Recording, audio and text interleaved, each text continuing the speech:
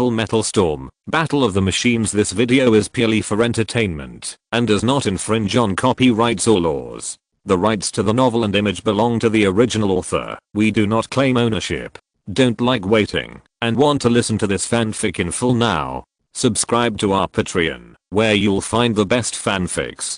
Chapter 720, Fire and Water Cannot Compatible. 1 against 2. Lin Yuanfang looked like he was more than capable. However, in terms of attack distribution, he used 7 out of 10 strength on Yukiashu, and the remaining 3 on Luoyan. At this time, the streamer attacking Yukiashu was unpredictable. Sometimes it swept like a sword, and wherever it passed, the boiler iron covers and the leg were all split in half. Sometimes it was like a spirit snake, entwining and biting, chasing Yukiashu endlessly, leaving a staggered green shadow in the boiler room. Yukiashu used his ability of Moon in the Water to transform into countless clones. These clones were as difficult to distinguish as the Moon in the Water. With Lin Yuanfang's ability, he could only sweep these clones to find Yukiashu's body. After entering Tongsun, Yukiashu made another step forward in the development of Shenzang. Although his ability was still the same, the improvement of his realm allowed the same ability to play different tricks. Now, in addition to the large number of clones she created, she can also choose one of them to replace. The Tongsun realm technique she practiced is called Taiji Hushengong. The magic of this technique lies in the word Hui. When applied to actual combat, Yukiashu can exchange positions with her many clones at will. This makes her even more difficult to capture. Now she relies on this method to quietly exchange positions with a clone close to Lin Yuanfang. Suddenly, the virtual became real, and the 5 fingers of her right hand tightened and solidified the back of her palm, turning into a hand knife, driving the virtual water flow to draw a circle. Combat skill, Water Wheel. This circular blade outlined by the virtual water flow chopped on Lin Yuanfang's green clothes, causing the jade fire long clothes to shake, and the water and fire blended and offset each other, revealing a hole. But before Yukiashu could make up the knife, Lin Yuanfang raised his hand and stabbed Yukiashu's left eye with a sword, without any intention of showing mercy. Yukiashu immediately exchanged positions with one of the hundreds of thousands of clones to avoid this move. At this time, the water flowing around her body took away a touch of green, dissolving the high heat effect when approaching the green fire long robe. In this way, Yukiashu used the high mobility generated by the combination of her divine possession and skills to constantly exchange positions with the clones, looking for opportunities to attack Lin Yuanfang, causing the latter's green fire long robe to have gaps. In this process, after each attack, her secret method would recover the energy that dissipated after the attack, thus providing Yukiashu with endless power. Although this power is still being consumed with the flowing water, it is obviously unlikely to consume all of Yukiashu's energy in a short time. Realizing this, Lin Yuanfang simply stopped paying attention to Luoyan, and the other streamer was also retracted, and the 2 streamers attacked Yukiashu together. For a while, the green dragon was tumbling in the boiler room, and fireflies were all over the sky. Yukiashu suddenly felt suppressed and could no longer approach Lin Yuanfang as easily as before. But in this way, Luoyan didn't have to deal with the fireflies all over the sky. His 2 swords continuously released sword energy, slashing at Lin Yuanfang one by one, so that the blood blades rose and fell, and attacked the target frantically. When facing Lin Yuanfang, Luoyan realized that he had a more obvious shortcoming. He lacked the means to carry out intensive attacks on the target in a short period of time. Such a shortcoming is not a big problem at ordinary times, but it is a big problem when facing a strong enemy like Lin Yuanfang, and it is necessary to open the blood ceremony in a short period of time and quickly increase the number of pagodas. If Yukiashu hadn't attracted Lin Yuanfang's attention, the surname Lin would not let Luoyan attack as he did now, blatantly accumulating the number of attacks to open the blood ceremony.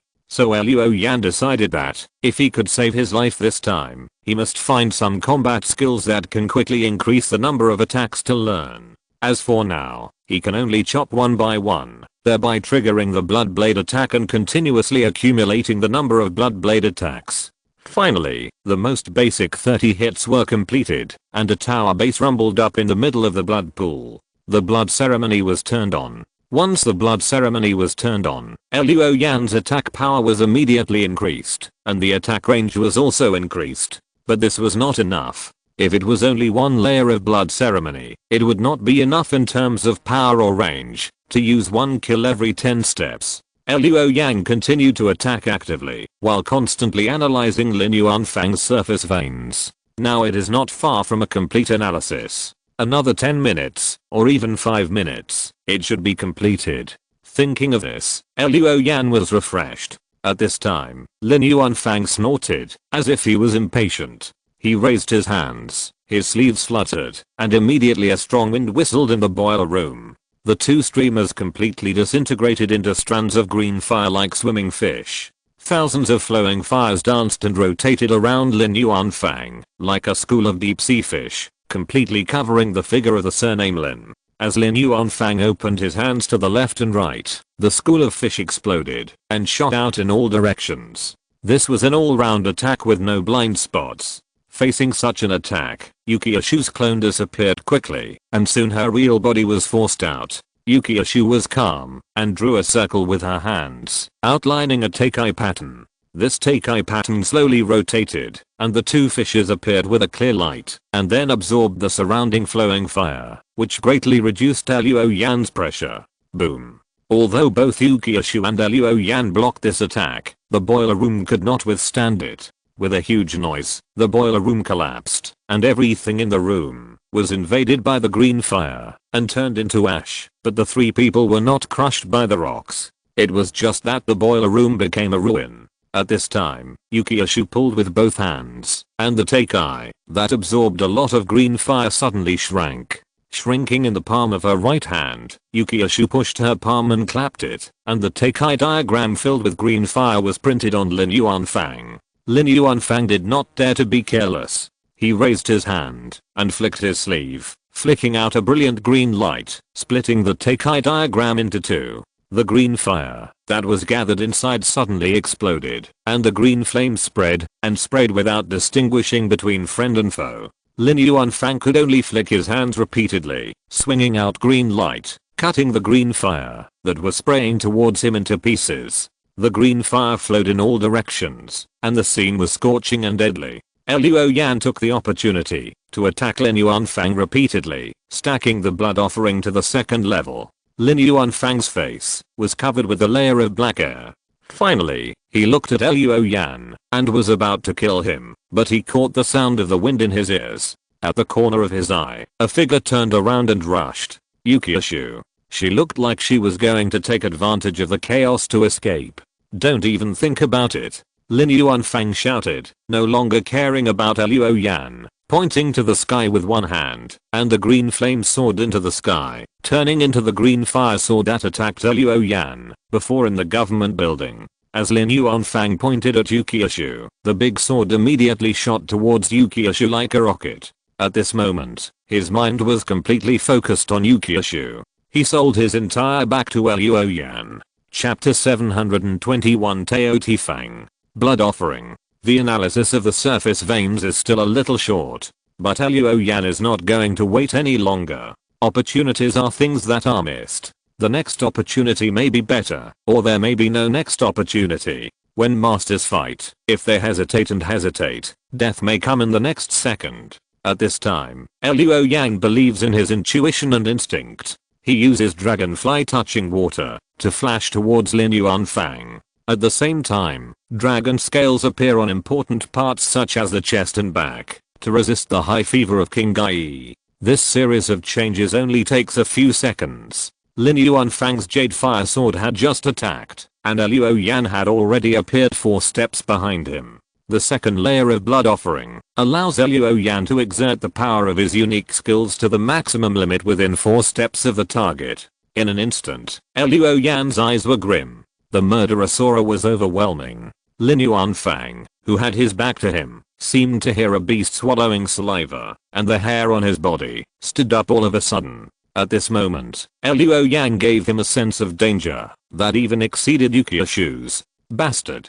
Lin Yuanfang knew it was too late to turn around and immediately made a bowing movement. This was a sign of an imminent outbreak. but Luo Yan's knife had already been raised, and in his eyes, Lin Yuanfang's movements became extremely slow. In the sky-high murderous aura, the blood drink slowly fell, and with a simple movement, it chopped on Lin Yuanfang's green fire clothes. The sound of tearing silk sounded, and Lin Yuanfang's green clothes first split open a hole, and then the edge of the hole, one after another cracks quickly spreading to every corner of the long clothes. With a bang, Lin Yuanfang's green fire clothes shattered, and the thick and sticky green flames were in the red wisps that jumped like electric currents, and they were pulled away and rose to the surroundings in the sky. At this moment, Lin Yuanfang's secret method was broken by Luo Yan's 10 steps 1 kill. At this time, Lin Yuanfang burst out a storm of energy, blowing pieces of high temperature green fire towards Luo Yan. Luo Yan jumped out, and just as his toes landed, Lin Yuanfang's face shrouded in black hair was already in front of him. He reached out to grab Luo Yan, and at the same time, behind Lin Yuanfang, a shadow with a sheep's body and a human face, tiger teeth and human claws appeared. This shadow, the rest of the place is quite blurry, only the head is extremely clear. The face that looks like a middle-aged man, with deep nasolabial folds and a fierce expression, rushed towards Luo Yan, and opened his mouth wide, revealing sharp teeth and fangs like a tiger. Shenzang, Teoti's fang. As Lin Yuanfang stretched out his hand, the Teoti shadow also bit Luo Yan fiercely. But at this time, Luo Yan's figure shattered and disillusioned like a bubble, and Lin Yuanfang grabbed nothing. He only felt that his fingers seemed to touch something, and the Teoti's fang also felt like biting something. But before he could figure out which part of Luo Yan he had bitten, an illusory stream of water reflecting the moon surged over. Behind the stream of water was the face of Yukiashu that loomed in the distance. Lin Yuanfang then realized that he had been tricked by Yukiashu. The woman's escape just now was just a feint, in order to create an opportunity for the red ghost to break through the jade fire and green clothes. Now, Yukiashu was out in person, intending to give him a fatal blow. The illusory stream of water had surged over and swept up Lin Yuanfang, making him feel as if he had fallen into a rolling torrent, and he was involuntarily carried by the current. In the water, Lin Yuanfang barely wiped his face, and then he felt the biting cold coming towards him, and heard the endless crisp sounds that seemed to be made by countless stones and water colliding fiercely with each other. The unique skill, the dance of water and moon. Luo Yan appeared in a corner of the boiler room ruins, watching Yukiashu control an illusory water wave reflecting the moon with his hands, sweeping Lin Yuanfang into the water, and taking him up into the air. In the water waves, there were countless small stones lifted from the ground by the waves. They jumped and stirred in the waves, constantly hitting Lin Yuanfang in the water. Luo Yan could see clearly that after the stones were lifted by the waves, they all emitted a hazy light, and they obviously contained Yukiashu's power. Being hit by these stones was like an ordinary person being shot by machine gun bullets. Even if Lin Yuanfang was a powerful person who had reached the great perfection of Tongsun, it was not easy. At this time, under the manipulation of Yukiashu's hands, the surging water formed a whirlpool, and Lin Yuanfang was involuntarily taken to the center of the whirlpool in the water, and was violently hit and squeezed. Go! Yukiashu shouted, pressing down with both hands. The vortex in the air immediately turned into a turbulent waterfall, falling from the sky, carrying Lin Yuanfang into a 7-story building. The building exploded layer by layer, and was razed to the ground in an instant. Only then did Yukiashu exhale a long breath, withdraw his palms, and come to Luo Yan's side. Are you okay? I saw you were hit by his Tao Tai Fang just now. There was a hint of concern in his eyes. Luo Yan raised the blood drinker, only to see that this heavy weapon had lost its luster, and the blade had lost its sharpness, as if it was dead. Yukiashu breathed a sigh of relief. Fortunately, he only touched your knife. If he had touched your body, it would have been troublesome. Be careful. Lin Yuanfang's Teoti Fang devours everything. Even dead things will lose their properties if they are touched by it. If Lin Yuanfang is not killed, or after a period of time, the lost things will disappear forever. They will become food for Teoti. Luo Yan nodded, indicating that he understood, and then looked at the ruins of the building. He is not dead yet. I know. Yukioshu smiled. If he died so easily, I wouldn't have such a headache. Luo Yan hummed, and under his gaze, he saw that Lin Yuanfang's ki and blood value dropped a lot, which meant that he was not so relaxed after being hit by Yukioshu's unique skills. In addition, Lin Yuanfang did something that almost consumed his Zuan ki value, but as his Yuan Li value dropped, his Zuan ki value rose a lot again. Then, Lin Yuanfang stood up from the ruins. He looked a little embarrassed, not as calm as when he first appeared. The man twisted his neck and made a clear sound. I should praise you. One is injured, and the other has just experienced a war. You can actually force me to this extent. But, you will definitely die here, I said. He walked out, and appeared in the morning light gradually brightening in the east. So Yukioshu and Luo Yan could see clearly. At this time, an illusory black mask appeared on Lin Yuanfang's face. This mask looked like the actors singing on the stage, but it was a little different from the masks on the stage. It looked a little magical, as if Lin Yuanfang had become a different person after wearing this mask. Faintly, there was some inexplicable divinity. If you're listening to this novel on a channel other than Fanfic World, it means they downloaded and uploaded it without effort. We cordially invite you to visit our channel, Mundo Fanfic Novelos. There you'll find the original version of this story and you can explore many other novels of various genres. We're waiting for you to immerse yourself in a world of incredible novels. Chapter 722, Performing the Nuo Mask. It was dawn. In the camp tent, Huang Yu yawned and sat down next to the dining table. On the table, there were mixed vegetables, boiled fish, braised pork shreds, meat buns, fried dough sticks, milk and soy milk. The color was rich and not a hard dish, but considering that this was on the battlefield, not at home, it was good to be able to eat these things. Even Huang Yu, who had a foul mouth, did not complain. He drank a cup of soy milk first, then picked up the meat buns and ate the braised pork shreds, and his face was greasy. Footsteps kept ringing. Captains Yidang, Zheng Huan, Chenling and others came in one after another. They looked at Huang Yu, then picked up their bowls and chopsticks and started to eat breakfast. I said, there is no news about Captain Yu yet. Huang Yu shouted to the team member in the corner of the tent who was responsible for entertaining these captains while eating. The team member shook his head and looked gloomy. Huang Yu rolled his eyes, took a bite of the meat bun, scooped a few pieces of boiled fish fillets into his bowl, and then lowered his voice. Brothers, do you think Captain Yu and his team still have a chance? Yidang, the old smoker, took a sip of soy milk and took out a cigarette to light it. Hearing this, he took a puff and said, whether there is a chance or not, only God knows. Why do you care so much? Huang Yu spat out a fish bone. How can I not care? After all, we are all from the Zuanming department. Chenling sneered and said, I'm afraid someone has ulterior motives. Huang Yu laughed. Mr. Chen, I know you don't like me, but you don't have to be so harsh on me. We are all adults. Don't be angry like children. I'm just giving an example. I'm giving an example. I'm giving an example. If Captain Yu and his team meet with an accident, what plans do you have? Zheng Huan put down the bowl in his hand and sighed. If that's the case, the Zuanshan department is going to change. This time even Chenling was silent. Zheng Huan's worry was not groundless. Now everyone can see clearly that the strongest team in the Zuanming department is naturally Team 1, followed by Team 7. If anything happens to the two captains, Yukioshu and Chigi, the Zuanming division will exist in name only. Yidang blew out a smoke ring and glanced at Huang Yu. What are you planning, kid? Just let it out. You have been holding it in your heart. Aren't you afraid of getting hurt?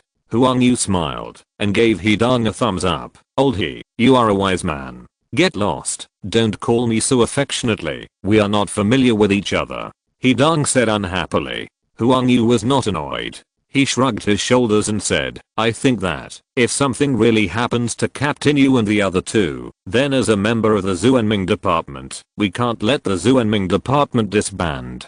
Don't you think this makes sense? Chenling frowned and said, that's the truth. It depends on what you want to do. How to do it? Huang Yu laughed and said, 2 + 1 makes 5. Let's split Team 1 and Team 7. In this way, our strength will be greatly increased, and the Zuanming department will naturally not disband.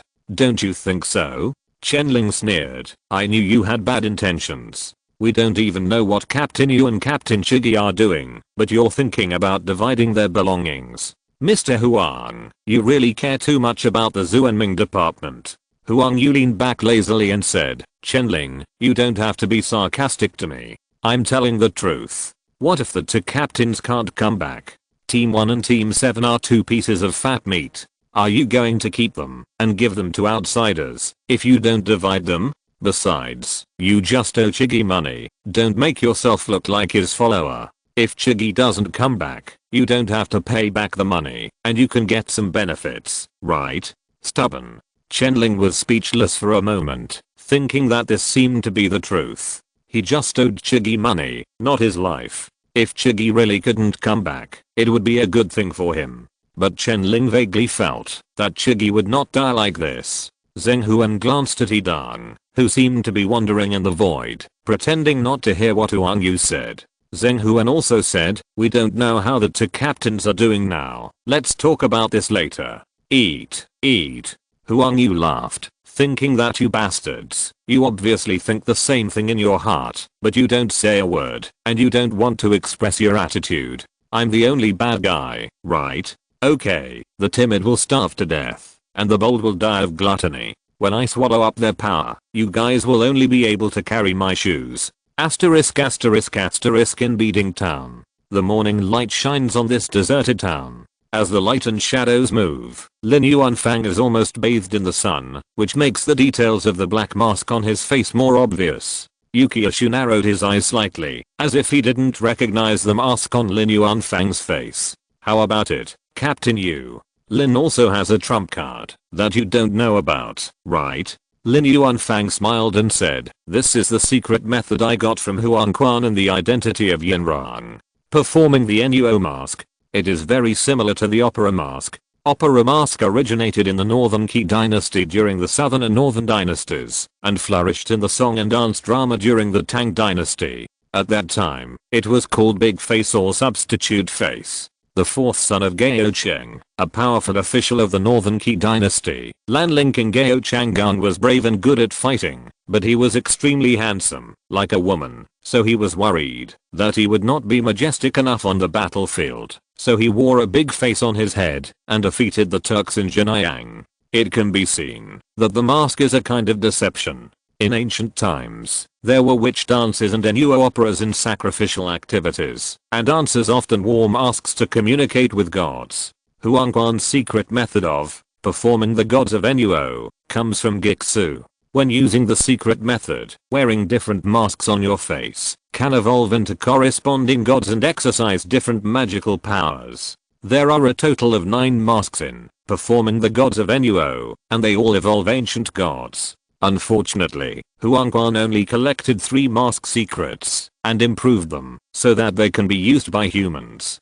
The only gods that can be evolved are some gods that are more widely circulated in folk legends. However, although they are performed gods, they also have their mysterious and magical aspects. Yukiashu smiled faintly. Minister Lin is generous. He actually revealed the secrets of his secret method. Is he afraid that you will be defeated by us as soon as we meet, and you will be very bored? Lin Yuanfang shook his head. That's not the case. It's just that this secret method has a wonderful thing. That is, the more the opponent knows, the effect it can exert, and the higher the divinity that can be evolved. Otherwise, why should Lin say more? Now please die, both of you. Lin Yuanfang slightly opened his arms, and suddenly, Luo Yan and the others felt a darkening overhead, and then the atmosphere of the town became eerie and terrifying. In the ruins everywhere, pale ghost lights were floating, and shadows appeared one after another, making them feel as if they had suddenly arrived in the underworld. Performing the Nuo mask, degraded. Blackface. Yamuking. Chapter 723, Illusion Nemesis. I just finished this Nuo mask, please appreciate it for me. Lin Yuanfang said politely, but he showed no mercy. He spread his hands, and the light and shadow around him disappeared. A long black fog came from nowhere and quickly enveloped Luo Yan and Yukiashu. A moment later, Luo Yan heard the sound of a gong opening, as if a troupe of grass stage opera was on stage. Dong dong kiang. Dong dong dong dong kiang. Wow. As the music sounded like the music on the stage, the long black fog gradually dispersed, and thorns were everywhere. There was a bloody light under a stone cliff in front. The wind was whistling all around, and there were cow-headed and horse-faced monsters shouting and screaming in front of and behind the mountains, between the rocks and thorns, and evil ghosts and ghosts were crying and wailing. Not far away, there was a dark green city. Above the gate, there was a horizontal plaque with the 3 words Ghost Gate faintly shining. This scene was like the underworld and the legend, looming in the diffuse black fog, and overlapping with the scenes of the real town. It made people's scalps numb and their backs cold. At this time, there was a voice in the air, singing in an operatic voice. Wow, you have committed so many sins in your life, you should be thrown into the hell of Knife Mountain and never reincarnate. Yukiashu sneered, seal superstition, pretend to be a ghost. But at this moment, the two of them felt a sense of falling, and the barren mountains and green cities just now were far away, and disappeared in the blink of an eye. And below the two of them, it was a rolling mountain range. On those high mountains, there were no plants, but instead, there were shining sharp knives. At this moment, one figure after another fell from Luoyan in the other person, and fell on the knife mountain below. Falling on the mountain, being pierced by sharp knives, bleeding profusely, wailing in pain. But behind them, there were ghosts holding steel forks driving them, making these naked people, without clothes wrapped around them, screaming and crying as they crawled in the forest of knives. Their bodies were cut into pieces by thousands of knives, but they still did not die, and could only endure this pain forever. That would be fine, but every once in a while, sharp knives would fall from the sky, like a rainstorm, landing on the mountain of 100,000 knives, causing the sinners crawling all over the mountain to endure more and greater pain. Luoyan's eyes flashed with silver light, and he found that the two of them were still standing in the same place. The scene of the mountain of knives was like a set of holographic images, so realistic that people could not distinguish them. But it was an illusion, but this illusion was very scary. Once the two really fell on the mountain of knives, or were injured by the rain of knives in the sky, they would really be injured, or even die. This should be the magical power of the black-faced King Yama, who pulled people into the vision of hell. Once they could not see through the illusion, and were injured by the vision of hell, they would feel the same. Unfortunately, Luoyan's divine treasure is the nemesis of all illusions. Immediately, in Luoyan's eyes, the hell of Knife Mountain suddenly burned with crimson flames. Burned by this crimson flame, this illusory hell of Knife Mountain was like a beautiful drawing falling into the fire. Sparks flickered, and turned into ashes. At the same time, Lin Yuanfang suddenly screamed, but it was the black Yamarenuo mask on his face that burst into flames. Divine treasure, burning delusion. Yukiashu found himself back to the original place. Still in the town, the morning light was bright all around. Where was the underworld and hell of Knife Mountain? But for some reason, the black Nuo mask on Lin Yuanfang's face burned, burning Lin Yuanfang screaming. But this Nuo mask was created by secret method, not real object. Although Lin Yuanfang subconsciously wanted to take off the mask, he couldn't take it off with his hands. Seeing this, Yukiashu knew that the opportunity was not to be missed, so she immediately activated her skills and dodged forward. Her figure was still light, but for some reason, she made a sound of air explosion when she rushed forward, as if she was stepping on an invisible undercurrent. Footwork, undercurrent step. The undercurrent was surging, and although it was invisible, it had a huge impact. This footwork allowed Yukiashu to mobilize the power of her whole body, so that at the moment of attack, she could pour out more and stronger power. On the other side, the Nuo opera mask on Lin Yuanfang's face finally disappeared. Minister Zhu Mang's face muscles were burned red, and there were only 2 holes left in his nose. The charred gums were exposed to the air, as if the head was almost burned by Zuo Wang. In Luoyan's vision, Lin Yuanfang's blood value had a more obvious drop, but as he took out an injection and pierced his neck, his blood value rose visibly again. It's really difficult. Luoyan sighed sincerely. At this time, Yukiashu arrived. He clapped his hands. Countless waves swirled, the water roared, first collapsed inward, and suddenly burst out with a turbulent stream of water like a sharp arrow. Lin Yuanfang, who had just escaped from the burning delusion, had no time to react, and was pierced by countless water arrows. The whole person flew out and hit a wall. He hung there for a moment and then slid down, leaving a thrilling trail of blood on the wall. When Lin Yuanfang slid down, Luo Yang could see clearly that the blood of the surname Lin was falling again, and it was obvious that he was seriously injured by Yukiashu's attack. But Yukiashu also sat down on the ground, and the woman suddenly broke out in sweat, and her clothes were instantly wet with sweat. Her whole body was trembling slightly, and she didn't even have the strength to stand up. Yukiashu was already injured, and although Luo Yan's ghost life state was mostly healed, it was still not comparable to the peak state. After fighting until now, let alone the mysterious energy, even the Yuanli was almost exhausted. Finally, she couldn't suppress her injuries anymore. She started sweating violently, and then blood started flowing out of her nose and mouth. Luo Yan quickly took out the emergency injection given by Hang Luan, flashed to Yukiashu, and gave her an injection.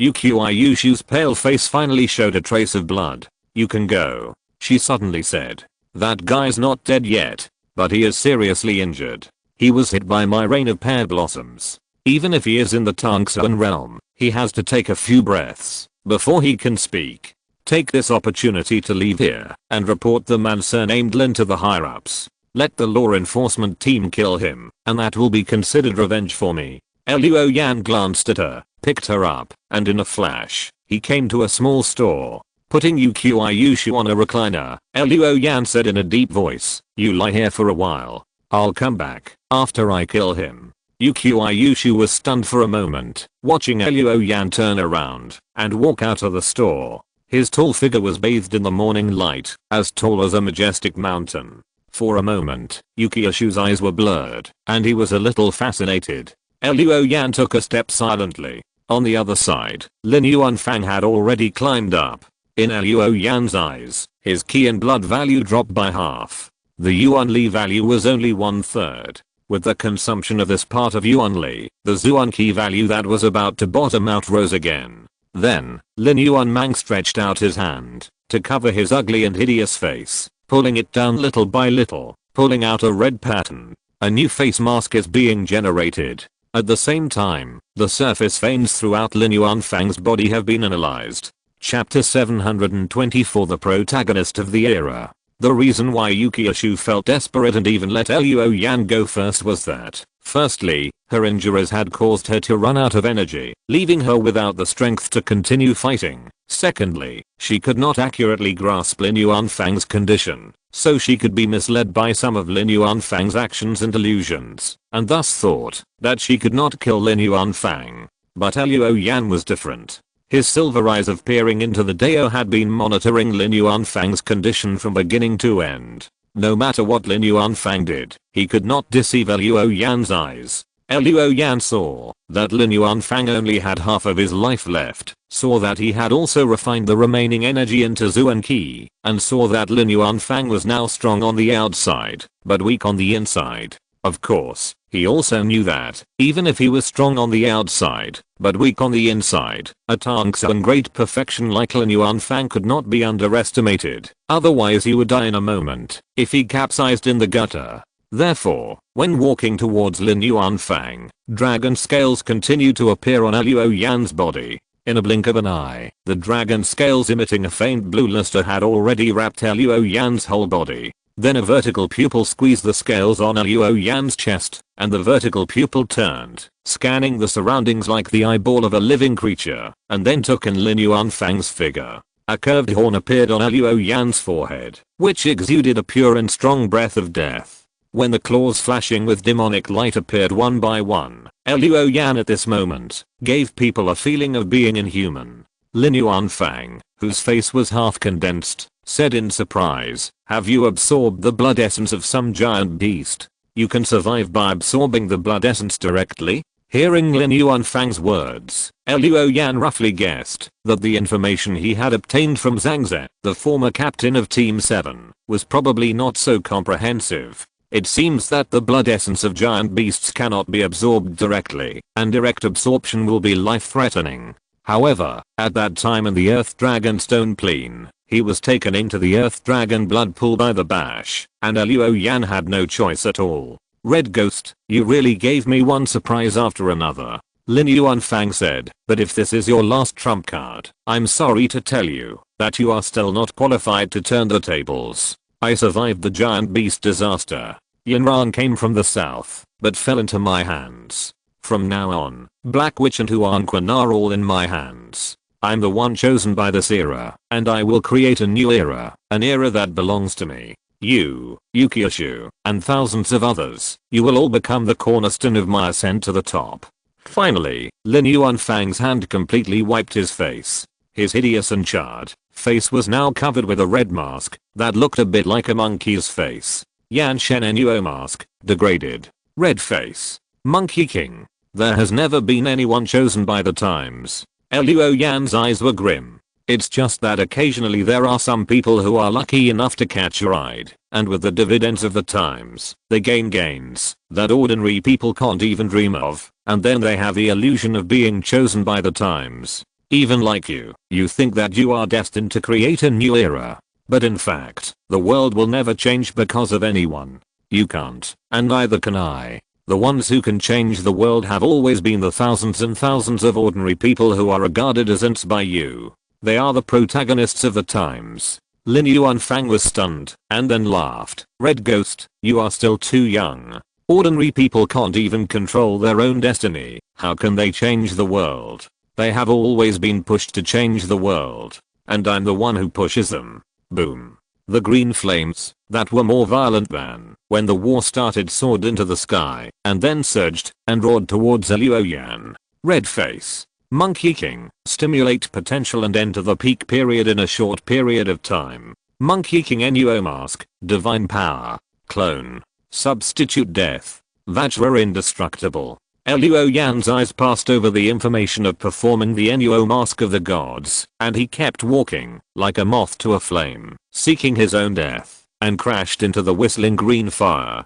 But the next second, he passed through the green fire without any injury. The place where he rushed was actually an inconspicuous flaw in the green fire, an empty door that even Lin Yuanfang did not notice. If it were not for the calculation of the prophet light body and the analysis of Lin Yuanfang's surface veins facing the surging green flames, Luo Yan would have found it difficult to find this flaw. Lin Yuanfang's pupils shrank slightly, and his hands were clenched in vain, and the green fire rolled back and condensed, forming two simple long swords in his hands. Then the terrifying green flames broke out again around him, as if to ignite the whole world, and rolled towards Luo Yan with great momentum. The scales on Luo Yan's body, which were emitting a faint blue sheen, slightly opened a gap, and then released an astonishing cold air, which continuously lowered the temperature around, causing white frost to spread under Luo Yan's feet and the ground nearby. Permanent state, corpse cold armor. Continuously release the cold corpse gas, enhance the defense of the dragon scales, invade all living things, and form the Shibi corpse curse. The green flames rolled all over the sky, pressing from different directions, colliding with the cold air and white frost that permeated Luo Yan's body, making a series of airflow explosions. At this time, in Luo Yan's eyes, Lin Yuanfang's light body model was no different from him. This model made various movements, allowing Luo Yan to predict Lin Yuanfang's next move in advance. In the past, when facing two powerful opponents, the light body model would be unable to predict due to insufficient data. Now, through the silver eyes of the Tao, a glimpse of the Tao of all things exists, and the target's Tao is analyzed and embedded in the light body model. Even Tongsu and Aquan can be calculated. It's just that the time for the early analysis is too long. Now, through the light body model, Luo Yan could not only predict Lin Yuanfang's movements, but also look down on his opponent from an unspeakable height, looking for Lin Yuanfang's flaws in all directions. Then, Lin Yuanfang found that the red ghost's actions became inexplicable. Sometimes he would rush into the raging green fire like suicide, and sometimes he would cut a knife into the air, as if doing useless work. But these confusing movements played an unexpected role for him. They made the red ghost easily dodge his attacks, or let him move towards the opponent's blade like a sheep into a tiger's mouth. In the mist, produced by the collision of the green fire and the corpse cold, the two figures entangled fiercely, and it seemed difficult to tell the winner for a while. This scene made Yukiashu stunned. She never dreamed that the red ghost, who was only in the advanced realm, could actually face Lin Yuanfang, who was so powerful at this time, and seemed to be at his peak, head on, and not in a declining trend. Chapter 725 Fierce Battle. In Luo Yan's vision, the whole world turned into a monotonous painting with only simple lines. The lines of Lin Yuanfang's figure were much more complex than other things. The surface veins all over the body flickered, and the inner veins were still dim and obscure. At this time, Luo Yan relied on the calculation model of the prophet to deal with this Tangxuan realm strongman by predicting Lin Yuanfang's actions in advance. On the other hand, he kept looking for the opponent's flaws in order to find an opportunity to kill with one blow. It seems that Luo Yan seems to be at ease, but in fact he is not relaxed. Lin Yuanfang has a strong aura and strong green fire around him. It is not easy to deal with him. If it were not for the strong physical support provided by the dragon transformation posture, and if it were not for the coldness released by the corpse cold armor state to annihilate some of Lin Yuanfang's green fire, Luo Yan, who is only in the advanced realm, would find it difficult to move around Lin Yuanfang for so long. People are different. The gap between cultivators of the same realm is also quite huge. Luo Yan was also in the Tangxuan realm, and he could still surprise Gale Lin a little, but facing Lin Yuanfang, if it weren't for the transformation of Shenzang and the absorption of the Shibi corpse blood essence, Luo Yan would not have been able to hold on for that long. From this, we can also imagine how much pressure Yukiya had to bear when facing Lin Yuanfang head on. The two figures intertwined, and when the ubiquitous green fire and cold air met, there were constant crackling sounds of airflow explosions. With the help of the calculation of the prophet light body, Luo Yan once again avoided Lin Yuanfang's double swords in advance. He suddenly saw that in the complex lines that outlined the opponent's figure, there was a not so obvious gap at the waist and ribs. Flaw.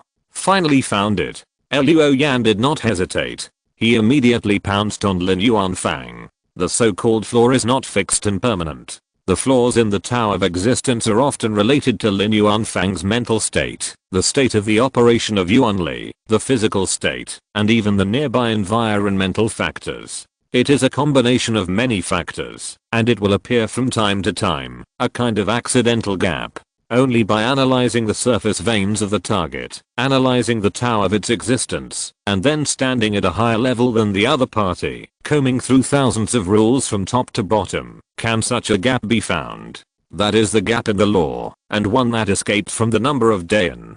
10 steps, 7 steps, 5 steps, 3 steps. Luo Yan came to Lin Yuanfang in an instant. At this moment, Lin Yuanfang's hair stood up, and he felt an unprecedented crisis. It seemed that in the next moment, he would be killed by the man in front of him who was like a ghost. Intellectually, he thought this was impossible. After all, the two of them were a big realm apart. No matter what, such an absurd thing could not happen. But his intuition was screaming, reminding Lin Yuanfang not to underestimate the enemy. Lin Yuanfang wanted to distance himself, but Luo Yan came too fast and too quickly, so that when he just felt the danger, the ring dragon had already drawn a string of silver ripples. Blood splashed! Exclamation mark. A puff of blood mist sprayed out, and in the blood mist, there was still minced meat like foam. A huge gash deep enough to see the bone was torn open on Lin Yuanfang's shoulder. The knife almost cut off his shoulder and arm. At the same time, Lin Yuanfang stretched out his other arm, spread his 5 fingers, the fire knife disappeared, and a claw passed by Luo Yan's left arm. A shadow with a sheep's body and a human face stretched out his neck. The middle-aged male face with deep nasolabial folds opened his mouth wide, and the bloody mouth full of fangs and sharp teeth bit Luo Yan's arm. Luo Yan flew back and pulled away. Looking at the place where he was bitten just now, a section of his forearm disappeared. But there was no blood spraying from the cross-section, although the muscles, blood vessels and bones of the cross-section could be seen.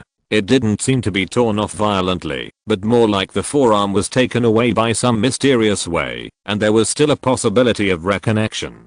Shenzang tailed his tooth. Before, blood drink was bitten, and the instrument properties temporarily disappeared, and the heavy instrument became waste. Now that Luo Yan's arm was bitten, his existence temporarily disappeared, and he became a meal for the glutton. If he could not kill Lin Yuanfang, or if the time was too long, he would be eaten by the glutton, and Luo Yan's hand would be lost forever. Compared to Luo Yan's temporary loss of an arm, Lin Yuanfang's injury was more serious. He kept retreating, and the green fire spurted out of his palm to burn the wound to stop the bleeding, but the arm could not move after all. Lin Yuanfang was stunned. What did you do just now? Secret skill, 1 kill every 10 steps. Luo Yan said calmly. Lin Yuanfang roared, even if it is a unique skill, it can't hurt me. I have an indestructible body now. Luo Yan's mouth corners slightly raised. You are just playing a god, but you are not a real god.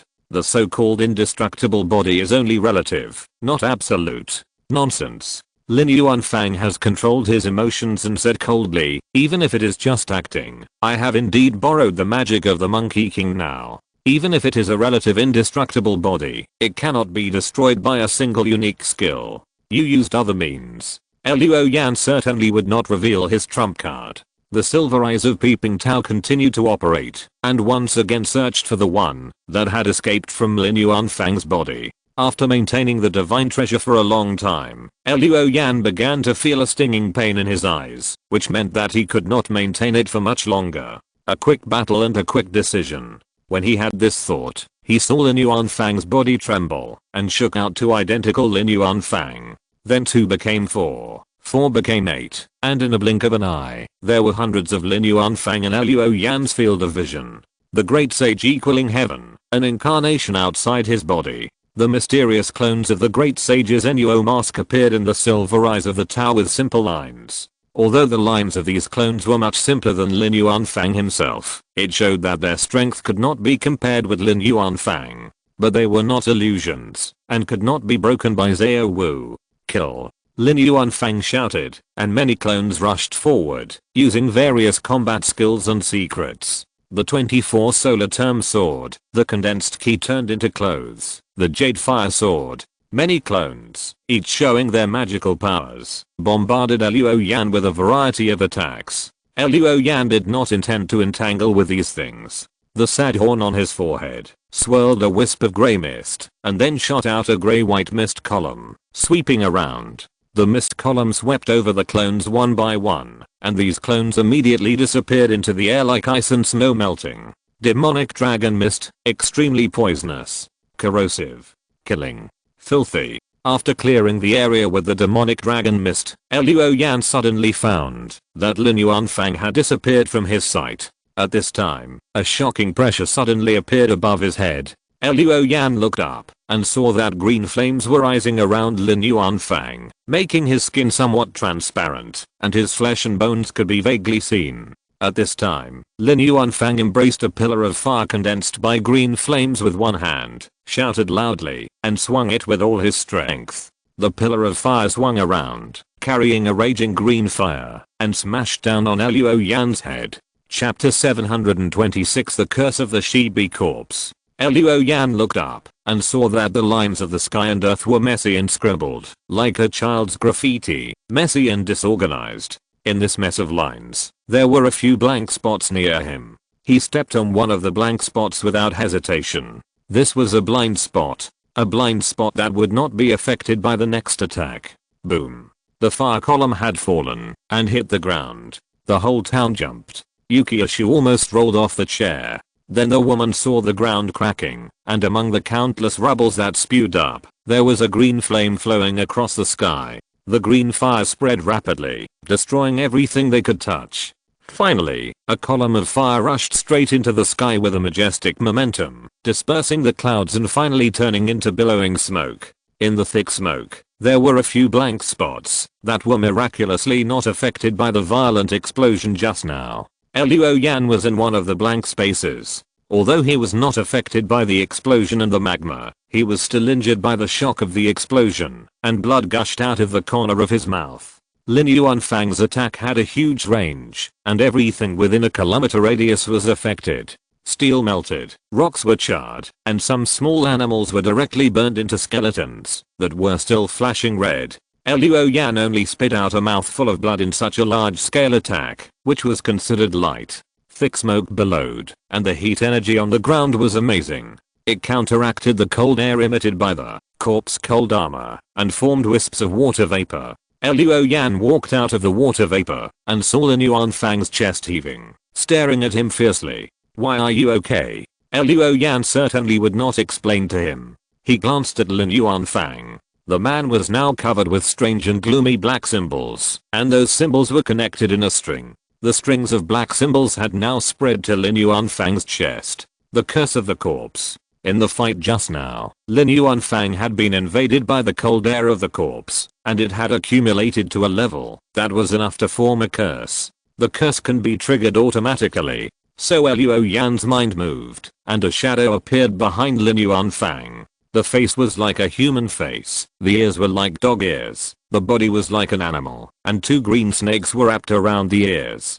Shebishi. The shadow stood up and pressed a claw on Lin Yuanfang's chest. It pinched hard. Lin Yuanfang's pupils dilated, and he felt that his heart was twisted by something, and the pain made him almost faint. A mouthful of blood spurted out immediately. At the same time, he felt a chill exploded from his body, and Lin Yuanfang was so cold that he shivered, and felt that the blood in his body seemed to be frozen. At the same time, in Luo Yan's vision, a gap appeared again in Lin Yuanfang's complex lines. "Flaw!" Exclamation mark.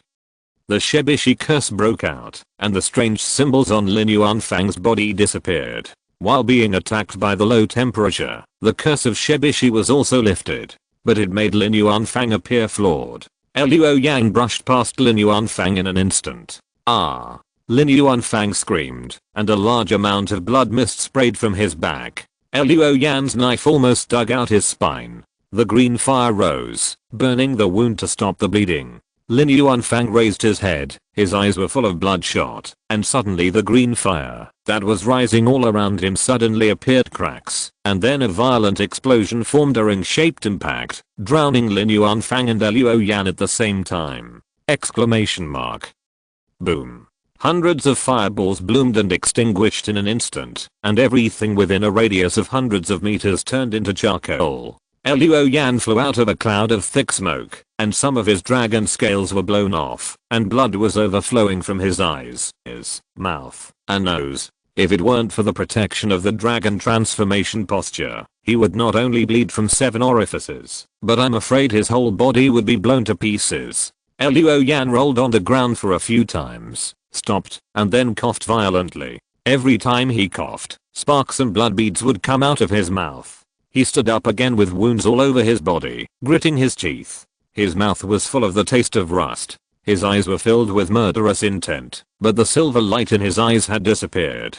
The silver eyes of the Tao finally reached its limit, and could no longer be maintained. Now Luo Yan's vision was covered with a layer of dark red, which was caused by retinal hemorrhage. He turned around, and looked at Lin Yuanfang. Lin Yuanfang was also in a bad situation. If it weren't for the support of the great sage Nuo mask, even if he was in the Tangxuan realm, he would have died several times long ago, after being hit by Luo Yan's 10 steps 1 kill twice in a row. But now, he was also staggering, with a fierce look in his eyes, but he just wouldn't fall. However, in addition to the fierce look in his eyes, Lin Yuanfang's eyes also had some regrets. He never thought that Luo Yan could injure him so seriously. If it weren't for the magic of Vajra Indestructible, the 2 knives on his shoulders and back would have been broken into several pieces by now.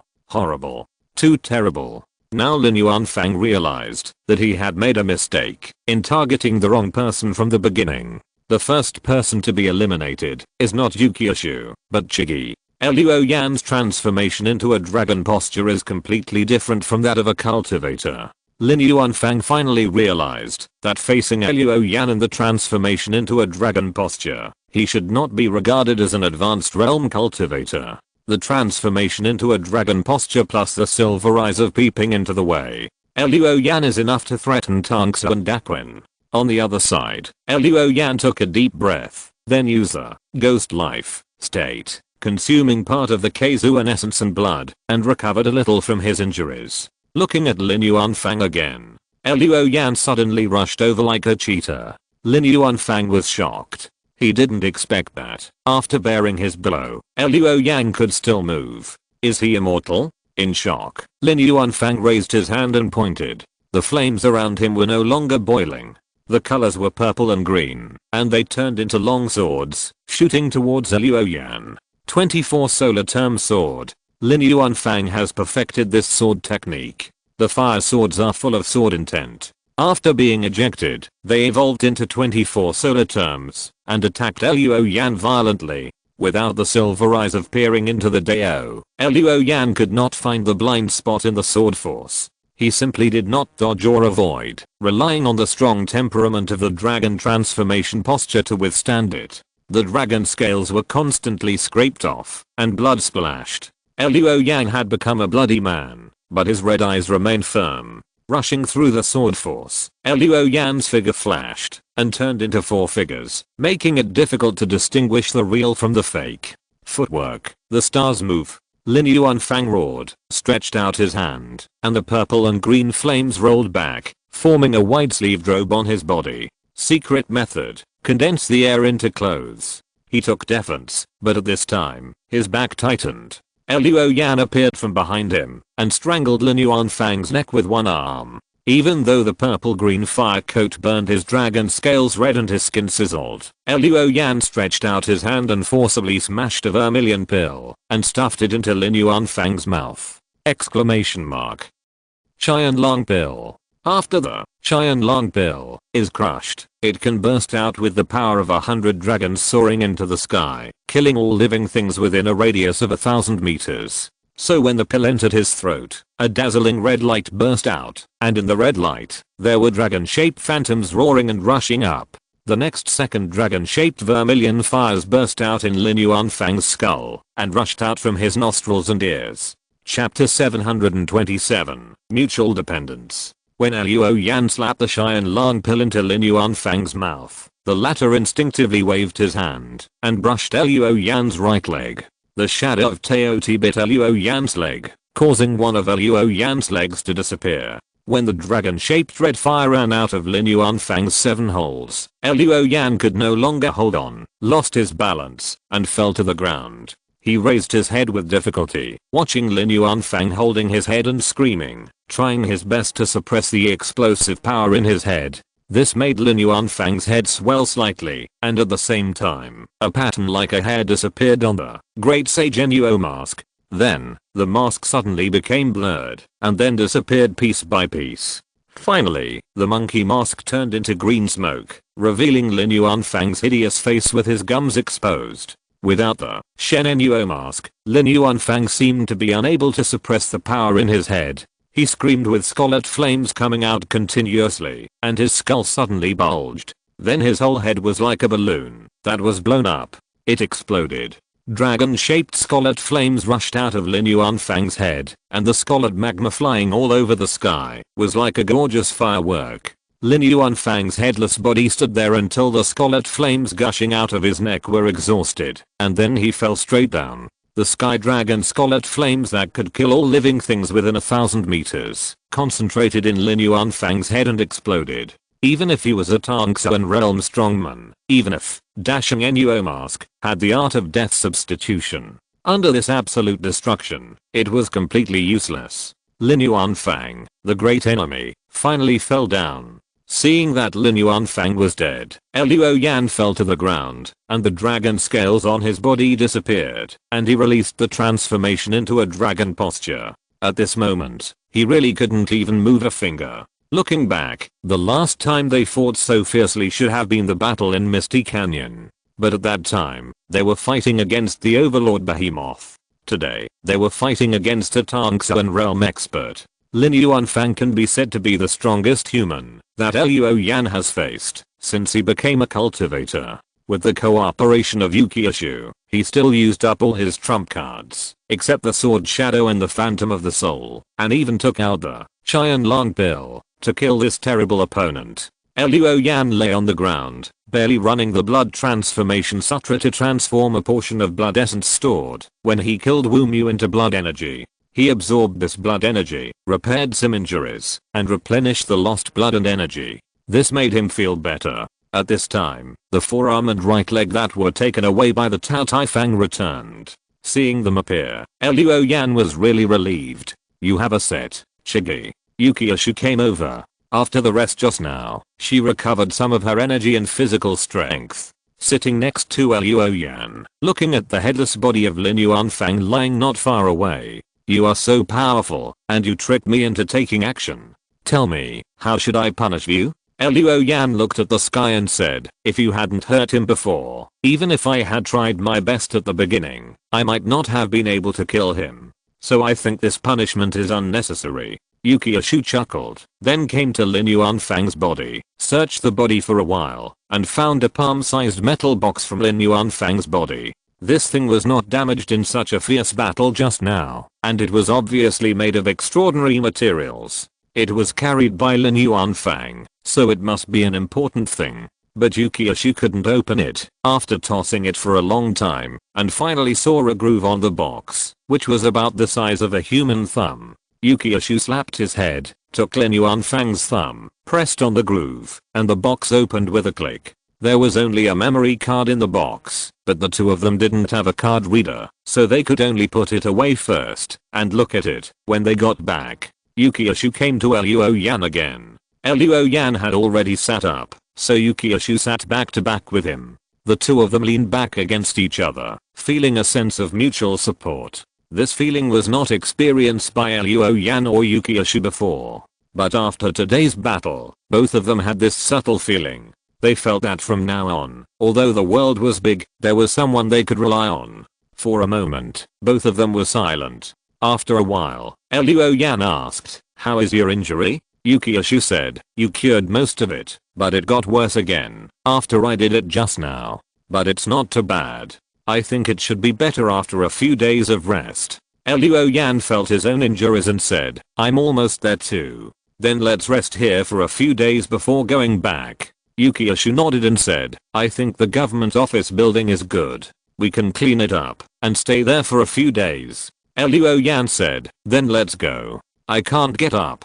Help me, Yukioshu said with a smile. Luo Yan stood up and stretched out his hand. Yukioshu raised her head and looked at the figure standing in front of her, bathed in the sun, and smiled brightly. She stretched out her hand. The two hands were tightly clasped together in the sun. Asterisk asterisk asterisk. A few days later, in the open space of the camp, two figures crossed each other. Yang Tao and Yang Hao were fighting. During the entanglement, Yang Hao found an opportunity and tripped Yang Tao. Come again. Yang Hao walked away and waved. Yang Tao stood up, feeling depressed, and stood there motionless. What's wrong? Yang Hao asked. Yang Tao raised his head and said, it's been several days, and the teacher hasn't come back yet. Mr. Yang, do you think something has happened to the teacher? Yang Hao shrugged his shoulders. I don't know. Maybe Mr. Chigi was just delayed because of other things, or he may have met with an accident. But before receiving definite news, I won't think about it. That won't help, but will make people upset. Yang Tao nodded gently. At this time, there was a noise in the distance. Yang Hao frowned and said, you practice by yourself. I'll go see what happened. He came to the mecha parking point and saw two teams of people confronting each other. One of them belonged to the Red Gate. The people on the other side were the members of Team 6 of the Zuanming department. What's going on? Yang Hao walked over and asked. Mr. Yang, they are going to take the black scale away. Oh. Yang Hao raised his eyebrows. The black scale was the advanced machine that was beheaded by Luo Yan in the decisive battle a few days ago. After it was brought back, it has been repaired after these days of maintenance, and is now in the docking point. Yang Hao looked at the members of Team 6 with a grim look. Who do you think you are? How dare you take our mecha away? What do you mean by your mecha? A voice sounded. The people of Team 6 separated to both sides. Huang Yu walked out and sneered. The black scale was harvested in the decisive battle a few days ago. Although you, Team 7, brought it back, don't forget that it was not just you, Team 7, who participated in that battle. In addition to you, there are also our teams and the brothers of the Jumang tribe. Therefore, the harvest in that battle does not belong to a certain person or any team. It is public property, understand? Chapter 728. A small punishment for a big lesson. Yang Heo took out a carrot from somewhere and started chewing it. He stared at Huang Yu while eating. Huang Yu felt a little scared by his stare, as if he was being stared at by a mad dog. He stepped back subconsciously. Only when he stood beside the crowd did he feel a little safe. But the next moment, Huang Yu realized that he had lost his composure and was actually scared away by a subordinate of the Red Ghost. If this got out, how would he survive in the future? He frowned and said gloomily, "Take him away." Swish. A long knife stabbed into the ground in front of Huang Yu, and the handle of the knife was still shaking. Yang Heo finally finished eating a carrot, spat out the residue, and raised the corner of his mouth. "So what if it's public property? No one can take anything from us without Mr. Chigi's nod, not even a hair." Huang Yu shouted, "Yang, you are so brave to talk to me like that. You are just a dog under Chigi. Where do you get the courage to talk to me like that? What, you still want to fight?" Yang Heo shrugged, "Fight? Whoever dares to take our things under my nose, I will kill him." Huang Yu sneered, "Chigi is not the minister of Zuanming department. Don't you think you are too presumptuous? Don't you look at where this is?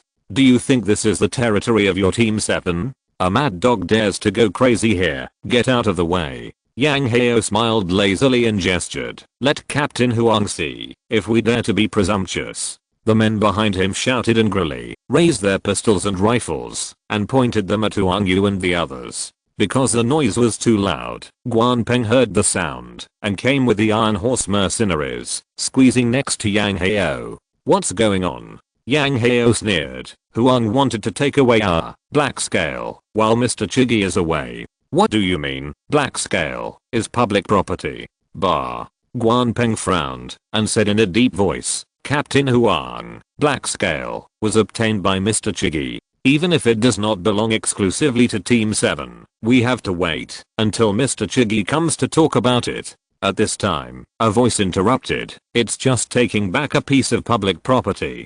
Do you need Chigi's consent?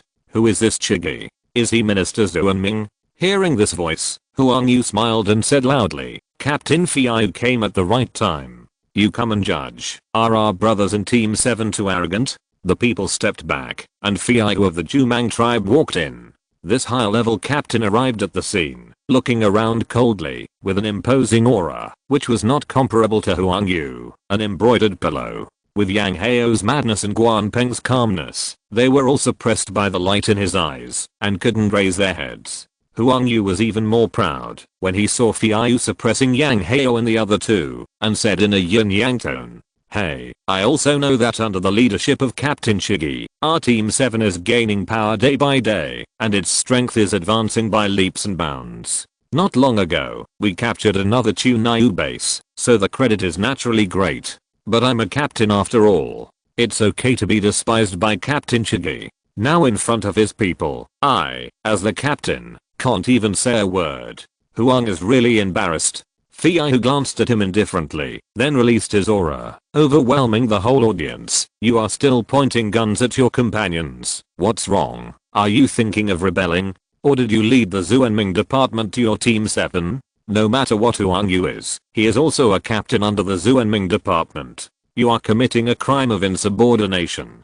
Chigi indulges you, but I, Fiai, am not so easy to talk to." Suddenly, Fiai flashed and came in front of Yang Heo and Guanpeng. He slapped his palms, and lightning flashed in his palms, imprinted on the chests of Yang Heo and Guanpeng. The lightning exploded, knocking the two people away, and both vomited blood.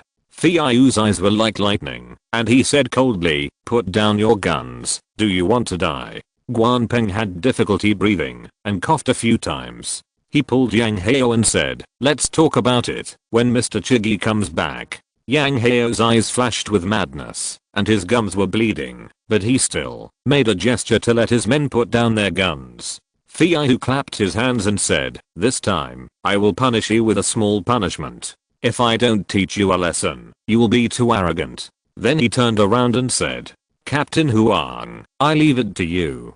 Huang Yu nodded and shouted, "Take black scale away for me." The people of Team 6 rushed forward and broke into the mecha parking point. Using machinery, they transported the repaired mecha away. Huang Yu himself caught up with Fiai and said with a smile, "I'm sorry to bother you this time, Captain Fiu. Fiu said calmly, it's nothing. We are all from the same organization. Although we are in different branches, we still have to protect each other for such things. But you have to be careful. You are in the Zuanming department. If Chigi comes back, be careful that he will cause trouble for you. Huang Yu laughed dryly. It's been so many days. I don't think Chigi will come back. If he wanted to come back, he would have come back long ago.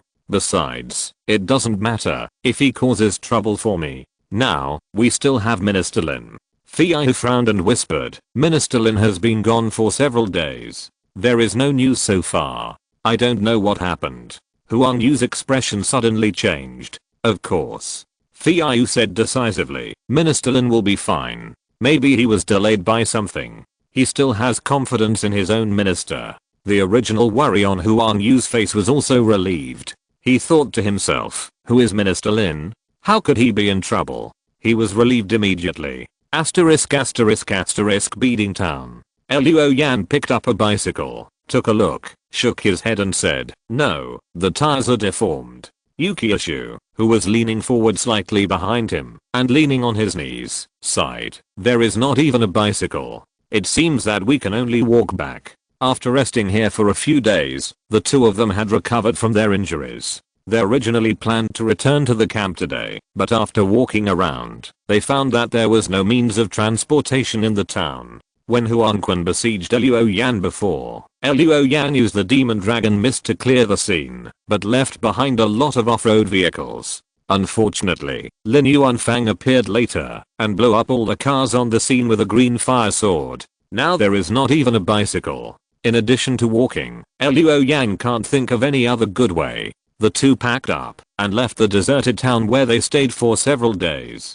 I remember when I came here, there was a survivor camp 20 kilometers away. Yukiishu pointed in a direction and said, maybe we can get a car there. Luo Yan searched his body and said, I don't have any money. In the previous battle, even his clothes were blown to pieces, and now he was dressed even shabbier than the survivors. The only valuable things were the two knives Huan Lang and Jiuying. Yukiishu rolled his eyes at him. You are so stupid. Who told you to buy it? Why not just rob one? If you're listening to this novel on a channel other than Fanfic World, it means they downloaded and uploaded it without effort. We cordially invite you to visit our channel, Mundo Fanfic Novelos. There you'll find the original version of this story and you can explore many other novels of various genres. We're waiting for you to immerse yourself in a world of incredible novels. Chapter 729 Lin Yuanfang's Legacy. At noon, Luo Yan saw a circle of wire mesh with gaps. Several tumbleweeds were caught in the wire mesh. When the wind blew, the wire mesh kept clanging. Inside the wire mesh was a camp. The sheds built with iron sheets were enjoying the scorching sun. Several scrapped Wuling Hangguan cars were left with only frames. There were wild dogs so thin that you could see their bones lying on the ground, sticking out their bloody red tongues and panting. Outside the camp, there were two heavy trucks parked. The cargo compartments of the trucks had been modified. Through the iron fence, Luo Yan saw that they were crowded with people. He glanced at Yukiishu. Yukiishu was wearing a vest and shorts. In the sun, her fair skin was very dazzling. Slave truck. Yukiishu narrowed his eyes slightly. His eyes swept across the pattern on the truck's cargo box. This is the shepherd's truck. Luo Yan's heart moved. He had heard of the shepherd. When he was at the Moon Bear camp, the man who wanted to buy Tao Zhu claimed to be a shepherd in the shepherd. Let's go. We'll talk while we walk. Yukiishu walked towards the camp. Luo Yan followed her and heard Yukiishu say, they are a surface organization that only appeared after the natural disaster, specializing in human trafficking on the surface. The composition of the shepherds is complex. There are many people of all kinds in their senior management, and there are even bigwigs from certain underground cities. In a few years, they have already had a mature interest chain. It is considered a more troublesome organization on the surface. Luo Yan said, what class does the shepherd belong to in their organization? Yukiishu glanced at Luo Yan in surprise. You also know shepherds. Then she smiled. Shepherds, as the name suggests, are people who herd sheep. They are small characters in the shepherds. These people are the minions of the shepherds. They go around looking for goods and sources for the organization. They are usually involved in some small businesses. Businesses on this scale are not something that shepherds can interfere with. This is an agent level business. The shepherd will hook up with some powerful surface companies and hire these companies as their agents to transport some better or larger quantities of goods. The agent will take a cut of the profits, and under the protection of the shepherd, get some benefits that other companies don't have, etc. While the two were talking, they had already entered the camp. The cost of entering the camp was the few bullets that Luo Yan collected in Beading Town. Of course, those were Huan Quan's things. They walked around the camp and exchanged some bullets for a card reader and a tablet computer that had been used for a long time. As for the vehicle, it was not something that Luo Yan could exchange for with the few bullets left on him. However, the two were not in a hurry. They first found a place to eat and asked for some food and water. While waiting for the food to be served, Luo Yan took out the memory card he got from Lin Yuanfang, inserted it into the card reader, and then connected it to the tablet computer. Soon, some content was read.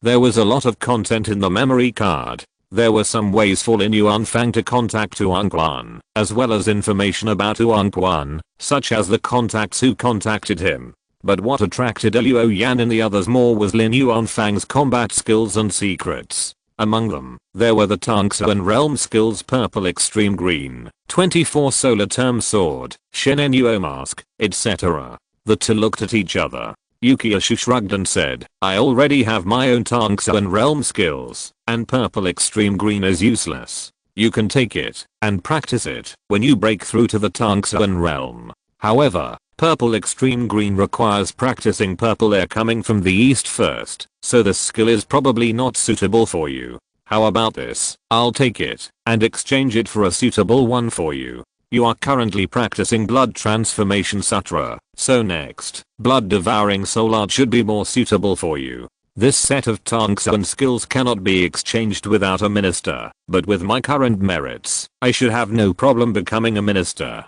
I'll exchange it for you when the time comes. As for the cost, use this set of purple extreme green to offset it. Luo Yan nodded, indicating that he had no objection. Moreover, although he could not practice purple extreme produces green, he could use the strong memory feature of Shenzhen to memorize this set of skills. Then he could exchange it for a set of purple air coming from the east, so that when Yang Tao practices to the advanced level, he can pave the way for his students. Even if Yang Tao doesn't need it, he can use this set of skills to reward his subordinates in the future. Next, the two of them looked at the secret method that Lin Yuanfang exchanged from Huan Quan at the same time. Acting Nuo mask. In the battle a few days ago, Lin Yuanfang had personally interpreted the excellence of this secret method. Although this secret method is not complete and only has 3 Nuo masks, it is still worth practicing and learning. Open the information. The screen shows that the 3 Nuo masks currently available for this secret method include Blackface, King Yama, and Redface. Monkey King, that Lin Yuanfang had shown before, and Goldface, King Garuda. Luo Yan read it from beginning to end, and in a blink of an eye he had memorized the practice method of this secret method. It's just a pity. This secret method can only be practiced when one reaches the Tangxuan realm, because it consumes Zhuan Qi. However, Yukiashu can practice it immediately. Therefore, the woman looked eager to try. Finally, Luo Yan wrote down all of Lin Yuanfang's combat skills, including the 24 solar term sword. Although this set of swordsmanship is only a combat skill, it requires a high-level realm to practice, and its power is not bad. When the user advances to the Tangxuan realm, he can shed his form and transform his mind, integrate the sword intention into the sword energy, and use the sword energy to defend against the enemy, and then the sword intention will naturally evolve without distraction. Leave it with you. After Luo Yan wrote down everything that should be remembered, he handed the card reader with the memory card inserted to Yukiashu. The records about Huan Quan in it should be enough to prove that Lin Yuanfang and Huan Quan are colluding. You can make a great contribution by taking it. Yukiashu put it away without hesitation and said with a smile, "You are so good to me. How can I repay you?" She blinked her eyes hard and said shyly, "If you don't mind that my sister is older than you, then from today on, my sister is yours." Luo Yan stared at her calmly. After looking at her for a few seconds, Yukioshu's shame disappeared from her face, raised her hand and said, "It's not fun. You are not old, and you have no sense of humor." At this time, the dishes came up. Luo Yan picked up a piece of meat that was a little suspicious, smelled it, and put it down. Then he said, "After you become the chief, please exchange a copy of Golden Chamber record for me. If you still feel bad, then think of a way to transfer me to the Jiuying tribe." Yukioshu blinked and smiled. "This is a good idea. Lin Yuanfang is dead, and the Jiuying tribe is leaderless. You can transfer there and find a way to become the chief, so that we can take care of each other in the future." That's it. Chapter 730, Lightning Logistics. In Beading Town, Luo Yan showed his transformation into a dragon posture, and Lin Yuanfang said that he absorbed the blood essence of a giant beast. So Yukioshu didn't find it strange that Luo Yan wanted the Golden Chamber record. As a senior member of the Black Witch, Yukioshu knew that absorbing the blood essence of a giant beast would infect the red poison, even if she was not the head. What surprised her more was the posture shown by Luo Yan. According to the records in the Black Witch, the chance of survival is very low if the blood essence of a giant beast is directly absorbed. Therefore, the Jiuying tribe developed a potion of the blood essence of a giant beast, using diluted blood essence to temporarily increase the user's strength. Even if the blood essence of a giant beast is directly absorbed successfully, the body will mutate, but the extent of the mutation will never be as exaggerated as Luo Yan's. However, during the few days they spent together, Yukioshu never mentioned this matter, just as if it had never happened. Now that she heard Luo Yan's request, she agreed without hesitation, and did not seek to find out the truth. After the two finished talking about business, they began to eat, but the food in the surface camp was not something they were used to, so they could only pick some food that looked normal. While they were eating, at a table in the corner, several people in cloaks were eating silently, but their eyes kept looking at Yukioshu, and as for Luo Yan, who looked like a beggar, they didn't even look at him. These people exuded the smell of vultures. People who make a living in the wilderness are no strangers to this smell. It was the smell of scavengers. It represented danger. Deadly danger. Among these people, a man with camouflage stripes on his face lowered his voice and said, "It's good quality." Several other men also nodded. One of the short men whispered, "I saw them walking into the camp, and I don't think they will stay in the camp for long." The camouflage man lowered his head and said, "We can do it on the way, and we should be able to sell it for a good price." The others nodded. After eating, they didn't pay the bill and turned around and left. The waiter at the restaurant didn't dare to say anything, but a diner next to him stood up for him. "Who are these people? They don't even pay for their meals. They are so arrogant." The waiter said quickly, "Don't say anything. If those guys hear us, we'll be in trouble." "Did you see the two cars outside the camp? They belong to the Jiuying Logistics Company. Those guys are the licensed hunters of the company. If you make them unhappy, you'll be caught in the car." The diner was shocked. "You said they are human traffickers, then I dare not say anything. Why are these plague gods here? They are just passing by. Don't say anything. Eat your food." The waiter quickly packed up and went down. Afternoon. On the wilderness road outside the camp. What kind of broken camp is this? There's not even a motorcycle. There's nowhere to rob. Yukioshu covered her forehead with her hand. At this time, she was sitting on a bicycle. Luo Yan was riding a bicycle, and his speed was much faster than the two people on foot. Of course, it was still much slower than a motor vehicle. At this time, the sound of a car came from behind them. Luo Yan looked back and saw that it was the two slave trucks driving over. Near the two heavy trucks, there were several off-road vehicles equipped with weapons. They formed a guard formation and escorted the two trucks forward. Luo Yan rode his car to the side and watched the convoy pass by him and the two of them. However, when one of the escort vehicles passed by them, several men in cloaks on the car stood up, and a man with camouflage patterns on his face shouted, "Kill the men and capture the women." Immediately, a dwarf picked up a special firearm and fired a capture net at Yukioshu. Another long-haired man raised a pistol from his cloak with an indifferent expression and shot Luo Yan. But at this time, a bloody ripple crossed the space between the two, splitting the bullet in two and chopping off the arm of the long-haired man. The blood gushed out and sprinkled on the nearby companions. The long-haired man was stunned, as if he didn't expect that he didn't kill someone, but instead chopped off an arm. The handsome face was twisted and ferocious. As for the net, it was empty. Yukioshu had already pressed her hands on the bicycle before the net fell, and she floated to the road like a cloud. She landed on the ground, blinked, and then laughed. "Did you see that? You little bastard, I'm still very popular with you." Luo Yan also stopped, pointed at the ground, and looked coldly at the off-road vehicle passing by and the men in the vehicle. He didn't intend to meddle in other people's business, but obviously, others didn't think so. "Akiu, how are you? Good guy, you are so hidden. We have hit a tough spot. Whoever he is, he dares to touch our people from Fast Electric Logistics. He is tired of living." The off-road vehicle stopped, and a wilderness hunter rushed to the anti-aircraft machine gun on the vehicle, turned the muzzle, and pointed it at Luo Yan. Then, powerful gunshots rang out, and the bicycle that Luo Yan had bought with a few bullets was immediately scrapped, and was blown into pieces in the hot lines of fire. Luo Yan had already moved away from the bicycle, and with a sweep of the blood drinker, another blade of energy attacked, this time splitting the off-road vehicle and the anti-aircraft machine gun in half. The hunters on the vehicle jumped off the vehicle with curses, and a bald man picked up a carbine, spitting out flames frantically, letting the bullets lick Luo Yan. Luo Yan's figure kept flashing in the field, and he did not use blade energy again, but pragmatically approached the opponents and cut them one by one, bleeding their necks.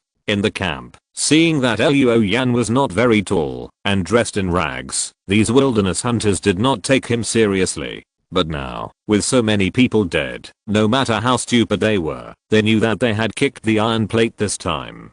The man with camouflage patterns on his face, who looked like a captain, saw Luo Yan kill all his men in a few strokes, and he shouted hurriedly, "Wait a minute, brother. This is a misunderstanding." Before he finished speaking, the blood drink in the big man's eyes had already turned into a flash of blood. "No." His shrill cry rang out in the wilderness, and the long knife broke his skull. Luo Yan raised his foot and kicked the big man's body off the knife. At this time, the convoy in front had stopped. In the cab of one of the heavy trucks, a man in a suit and tie, who was very stylish, said, "What's going on?" "It's Chen Jiu and the others. They have their eyes on a woman in the camp. I plan to do this deal on the way," a guard said.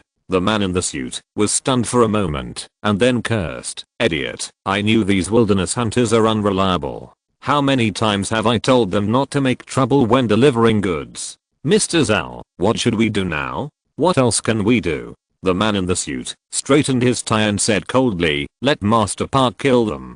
Chapter 731. Be a good person to the end. Yukioshu squatted beside a corpse, groping around with his hands. He found a small silver pistol from the wilderness hunter's clothes. This thing was not very powerful, but more of a collection. Yukioshu played with it for a while, then put the gun away. Then he said with a smile, "They have stopped. What are you going to do?" Luo Yan wiped the blood drink with the man's cloak, looked up and glanced. He whispered, "They have already been killed. What else can I do? I can only be a good person to the end, and send the Buddha to the west." Yukioshu couldn't help laughing and said, "You are such a good person." At this time, the door of the cab of one of the heavy trucks opened, and a man jumped out. He had single eyelids, wore a Teikai training suit, held a long sword with cold light in his hand, and stepped on cloth shoes. He looked very much like the mysterious Kigen masters in the past. This master walked forward and spoke in bird language as soon as he opened his mouth. Luo Yan couldn't understand a word.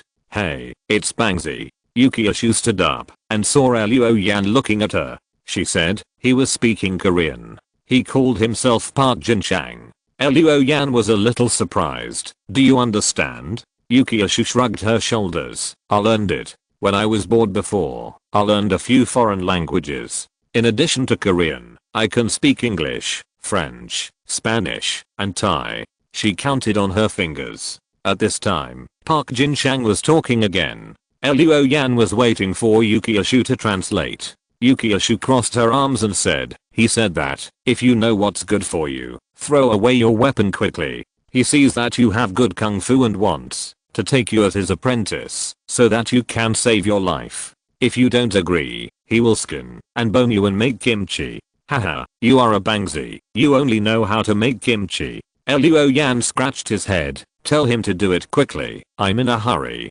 Yukiashu translated for Luo Yan in Korean.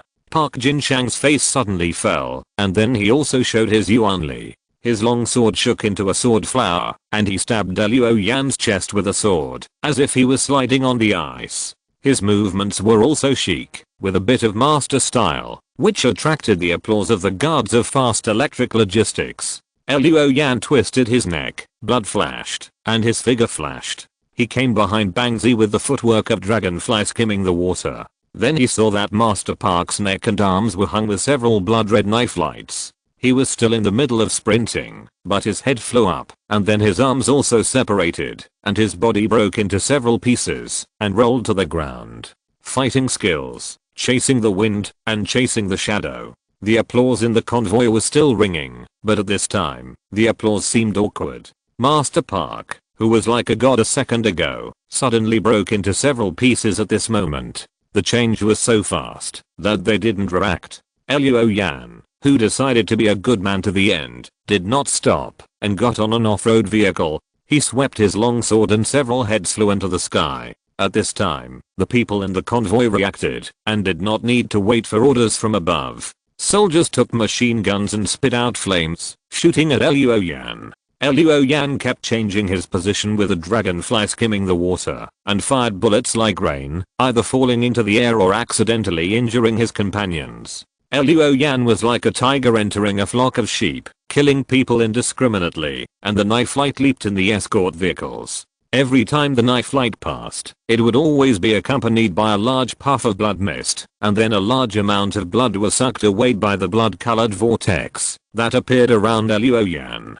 Go quickly. In the cab of the heavy truck, the man in a suit, who had just asked Master Park to help, was now lacking in demeanor. His expression was distorted, his eyes were terrified, his hands were shaking and holding an automatic pistol, and he yelled. The heavy truck started up, rumbling.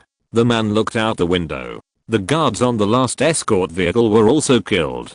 There were still a few blood-colored knife lights on the vehicle, and then Luo Yan disappeared from his sight. Luo Yan had already stepped onto the top of the truck compartment. The modified compartment was like an iron cage, so that the refugees inside could see Luo Yan passing over their heads. He came to the cab. In the cab, the man in the suit heard a sound from above and shouted and fired randomly upwards, but Luo Yan appeared outside the window of the cab. Luo Yan first pulled the man in the suit out of the cab window with one hand and threw him to the ground. Then he flashed in. The next second the truck stopped, the door opened, and the driver's body was kicked off by Luo Yan. In the back, Yukiashu was already sitting in a relatively clean off-road vehicle, yawning, watching Luo Yan return to the ground and walk towards the man in the suit. The man in the suit was so scared that his legs were weak and he couldn't run because his pants were wet. Let's talk it over. I'm the regional manager of Jiuying Logistics. My last name is Tang. If I die, the company will not let you go. If you let me go, I'll give you this batch of goods. I don't want it. How about we be friends? Luo Yan raised his knife and a bloody ripple was embedded in the face of the man in the suit, and then he turned around and walked away without looking back. The man in the suit suddenly sprayed a cloud of blood mist and fell to the ground and died before he could finish his last sentence. At this point, except for the refugees in the two cars, all the staff of Jiuying Logistics were sent away by Luo Yan. Luo Yan opened the compartment of the truck, stepped aside, and said, "Get off. You can go." The refugees in the car still didn't believe it. After a while, the brave ones came out of the cage, and then rushed out like a rabbit, and ran into the dense forest beside the road. Afterwards, more and more refugees got off the car. Some with struggling expressions, and some just hated their parents for not giving them 2 more legs, and ran away without a trace in the blink of an eye. They are all young and strong. Yukiashu came to Luo Yan's side. "This is a batch of mules." Luo Yan glanced at her. Yukiashu explained, "It means coolies. You can see that they are all men between 20 and 40 years old. There are hundreds of them, a group of laborers. Mules like this are not cheap.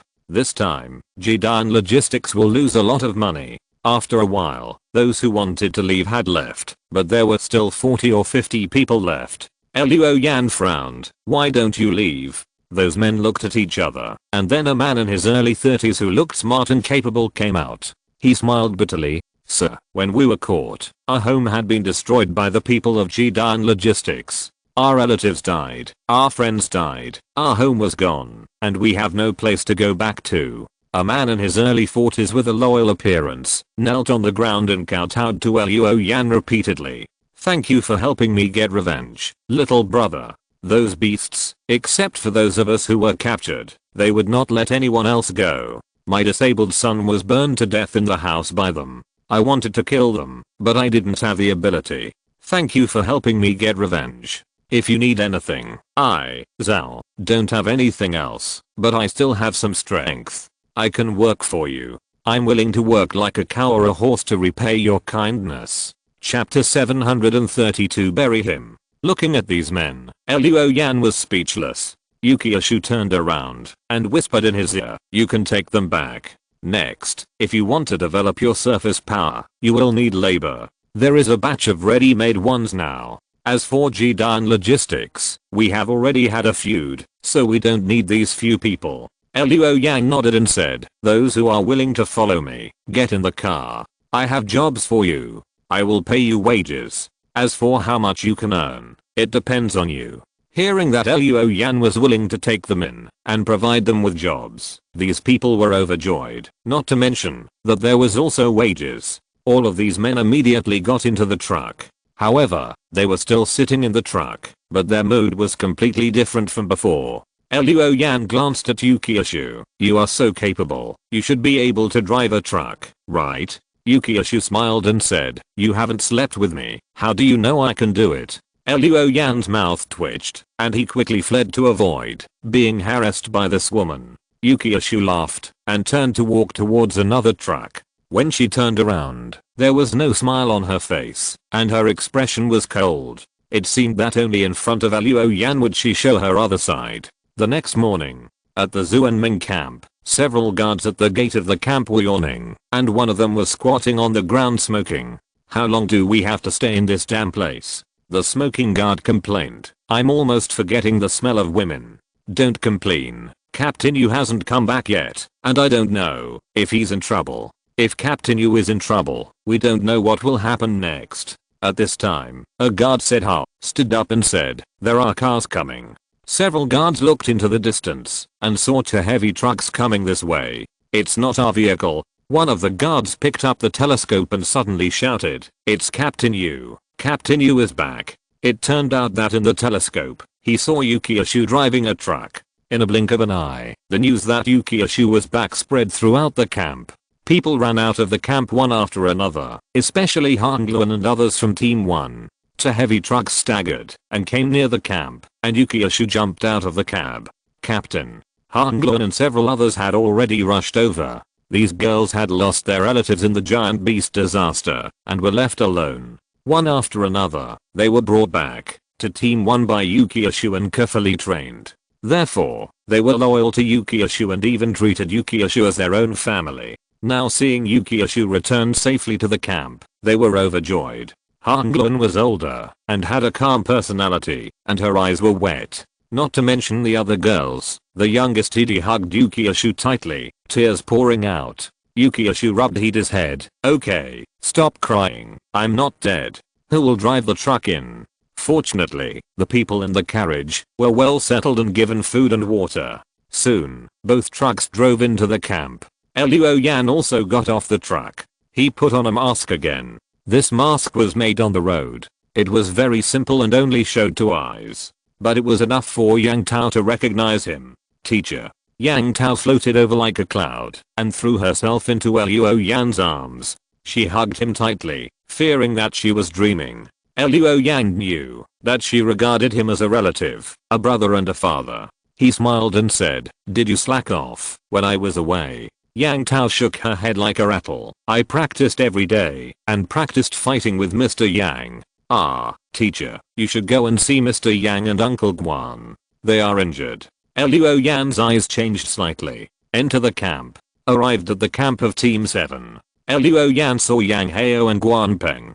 The injuries of the two were not serious, but their faces were a little pale. After asking, he learned that Huang Yu took away Black Scale yesterday in the name of public property. Yang Hao and Guan Peng were also injured by Fei Yu, who was meddling in other people's business. After listening, Luo Yan said, if you encounter such a thing in the future, if you can't beat them, just give them the things. Whether it's a mecha or other things, they are all external objects. External objects can be lost, but life cannot be lost. As long as you are alive, there is no need to worry about not being able to get it back. You rest. Luo Yan stood up and pointed at a few people. Luo Yu, Song Chang, Zhang Yun, and Shen Qian, you follow me. Also, go find a few shovels. Come with me to the camp of Team 6. In the tent of the camp of Team 6, Huang Yu sat on a woman's lap. Huang touched her all over, making the woman giggle. Suddenly, he heard a commotion outside. Huang Yu frowned, and then saw a confidant running in. Captain Yu and the others are back. Huang Yu said oh, then said, why is there so much noise outside? It's Captain Chigi of Team 7. They came in without saying a word. Our people tried to stop him, but they were all knocked down. What? Huang Yu stood up angrily, pushed the woman away, and was about to run out. But he stopped again, and then pulled his confidant over. Go, invite Captain Fei Yu. After the confidant left, Huang Yu tidied his clothes, and walked out of the tent, and saw a lot of people gathered in front. He cursed inwardly, walked away and shouted, what are you looking at? What are you looking at? The people in front parted to let Huang Yu go. Huang Yu walked over, and took a look, and was dumbfounded. He saw Luo Yan standing on one side, and next to the masked guy, there was a man holding a long gun. There were also a few men holding shovels, digging the ground quickly, and in a blink of an eye, they had dug a pit. What the hell is this? Huang Yu looked at Luo Yan fiercely and shouted, Red Ghost, why are you running to my territory? What are you digging? Are you digging a grave for yourself? Luo Yan ignored him, and sat on a chair brought by Luo Yan, turning a deaf ear to Huang Yu's words. Huang Yu saw that he didn't take him seriously, and he was so angry that he was fuming. He shouted, Red Ghost, don't go too far. Don't think that no one can deal with you. I don't care what you are doing, get out of here now. At this time, Song Chang and others who originally belonged to Li Guang and were now recruited by Luo Yan jumped out of the pit and said respectfully to Luo Yan, Mr. Red Ghost, it's done. Luo Yan stood up and said to Huang Yu, look at how this pit is dug. Huang Yu was confused and walked to the side, looking at this square pit that was several meters deep. What are you digging it for? Before he finished speaking, Huang Yu suddenly felt someone kick him and immediately fell into the pit. He fell flat on his face, looked up, and saw Luo Yan retract his foot. Huang Yu immediately cursed, Red Ghost, you are a mad dog, you dare to kick me, I will never let you go. Luo Yan glanced at him indifferently and said, this is the tomb I prepared for you, what do you think? Then without waiting for Huang Yu to answer, Luo Yan said, bury him. Chapter 733 Cleaning up the house. Bury him? For a moment, Huang Yu thought he had heard wrong. How dare he? I'm the captain of Team 6. How dare this bastard kill people in public? Huang Yu's blood boiled immediately, and he saw Song Chang and his men really put the soil they dug out back into the pit. Huang Yu roared, bursting with Yuan Li, and soared into the sky. At this moment, the knife light flashed, and it was as bright as a blood mark. Huang Yu was chopped back by the knife light, and a blood mist spurted out, and he sat on the ground. He raised his head, and watched Luo Yan slowly put down the long knife, and he was so angry, that he spit out blood again. There was an uproar around the pit. The people of Team 6 had a blank mind. They didn't expect the people of Team 7 to be so domineering, openly digging graves, and burying their captain alive. In the pit, Huang Yu shouted angrily, what are you still in a daze?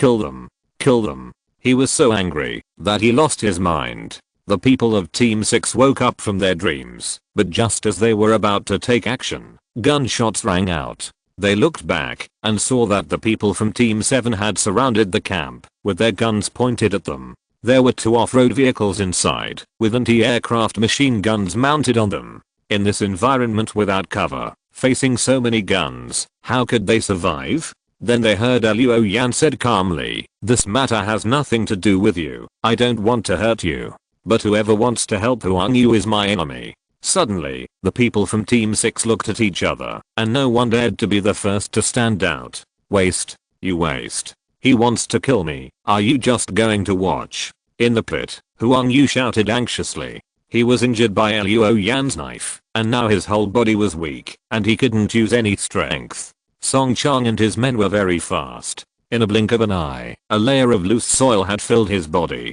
If this continued, he would really be buried alive. Fortunately, at this time, a familiar voice sounded.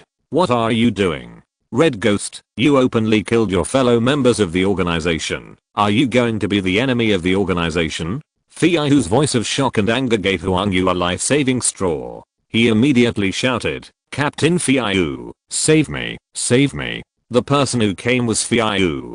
He got the news and rushed over quickly, but he was shocked to see Luo Yan burying people. He immediately spoke out to stop him and rushed towards Luo Yan. But at this time, Luo Yu got in between him and Luo Yan. Luo Yu didn't say a word, picked up his gun and stabbed. His injuries had been healed long ago, and now his combat power has been fully restored. A gun stabbed out, and the sound of wind and thunder was faintly heard, which made Fei dare not be careless. For a while, he was entangled by Luo Yu, and couldn't get close. Then he heard Luo Yan say slowly, "Do you know where Captain Yu and I have been these days?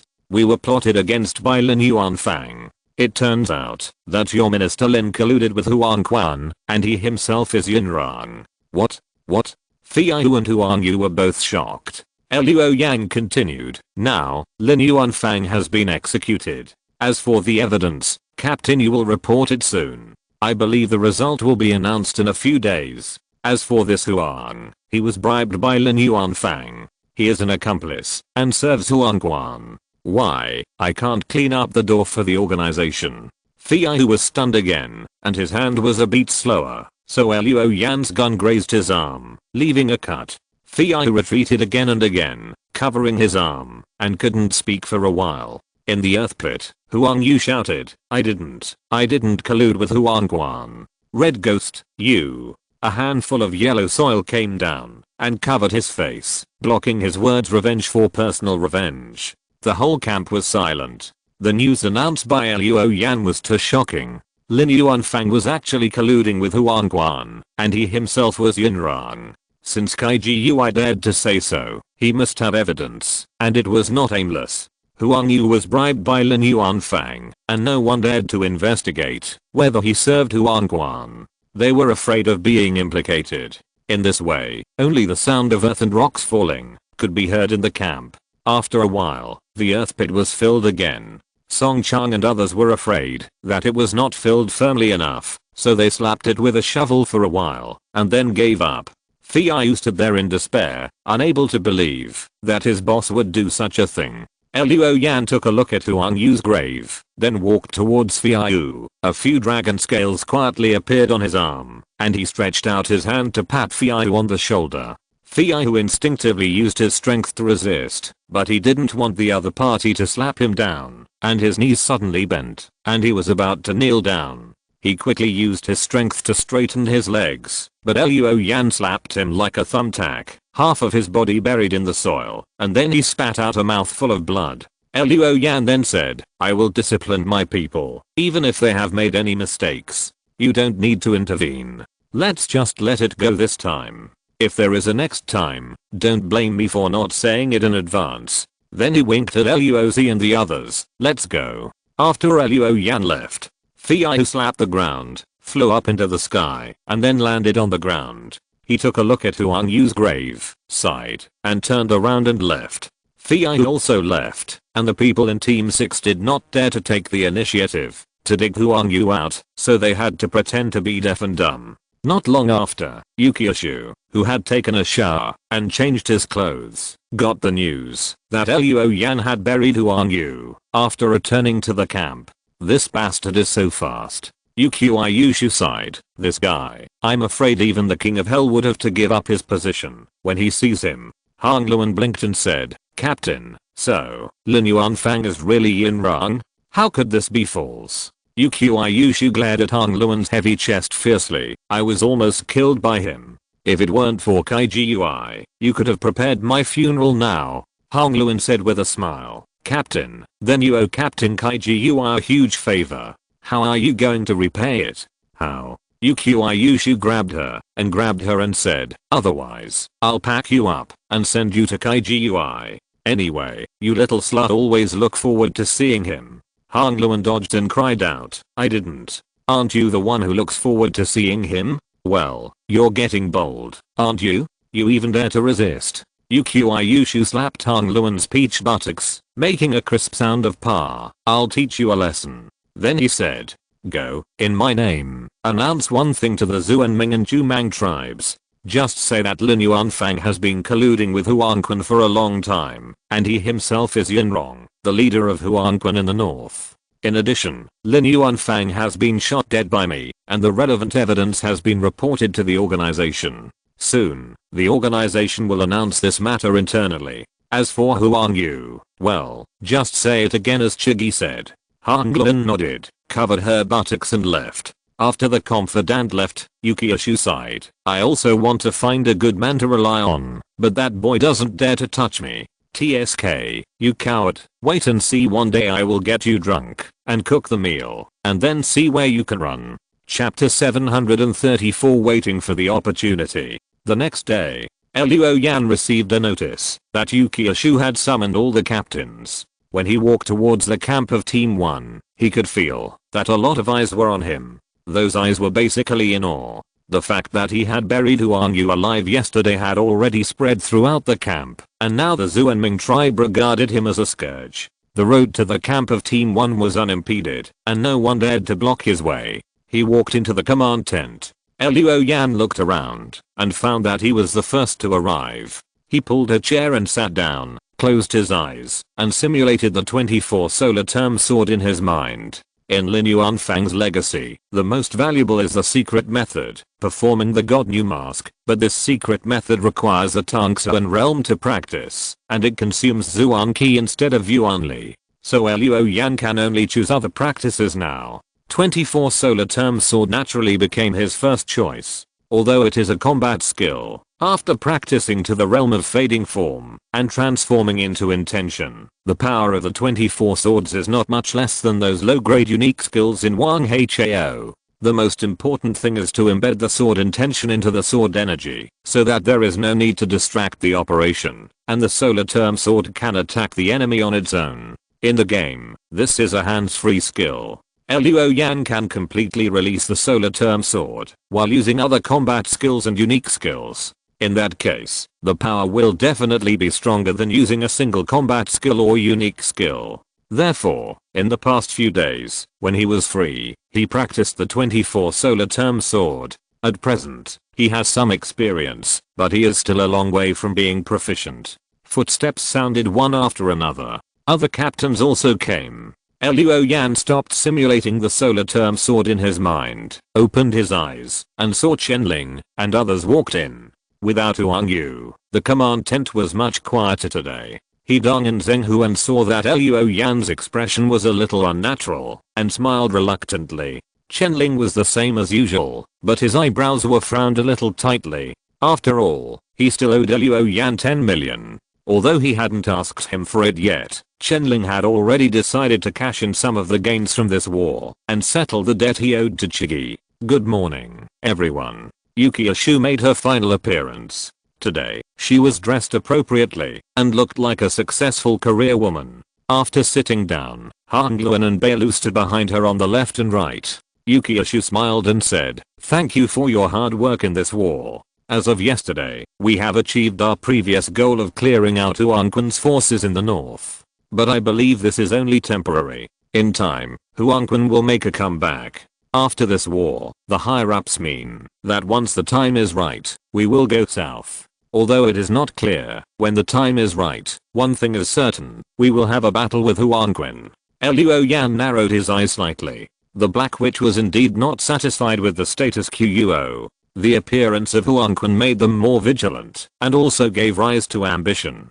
I just don't know where the Black Witch's headquarters is. Who are ZHUU, Sheo Siming, and even Dasiming? Yukiyashu continued. Let's put this matter aside for now. Now, based on your performance in the war, I have reported to the organization the rewards for each captain, and the specific information has been sent to your private mailbox. If the rewards involved are not issued immediately, they will be issued within a month, so don't worry. If there is anything unclear, you can contact me at any time. The war is over, and next, we will return to our respective territories. I believe that all captains will be very busy in the future. After all, they have to take over the various territories and industries left by Huangquan, but I believe that our Xuanming department has a bright future. I also hope that after I become the head, you can continue to support me as always. Today, that's all I have to say. If you have any questions, you can raise them now. Hidong thought for a while, and said with a dry laugh, the captain positions of Team 3 and Team 6 are now vacant. Should Captain Yu find someone to fill them, as soon as possible? Yukiyashu smiled and said, Team 3 has now been integrated into Captain Chigi's team. Team 3 actually no longer exists. Regarding this, I will apply to the organization to see whether they want to transfer a team here, or promote a capable elite in the Xuanming department, and then give some initial investment to pull up a team. As for Team 6, Huang Yu is dead, and Team 6 will be temporarily managed by Captain Chen. When there is a suitable candidate, let Captain Chen return the team.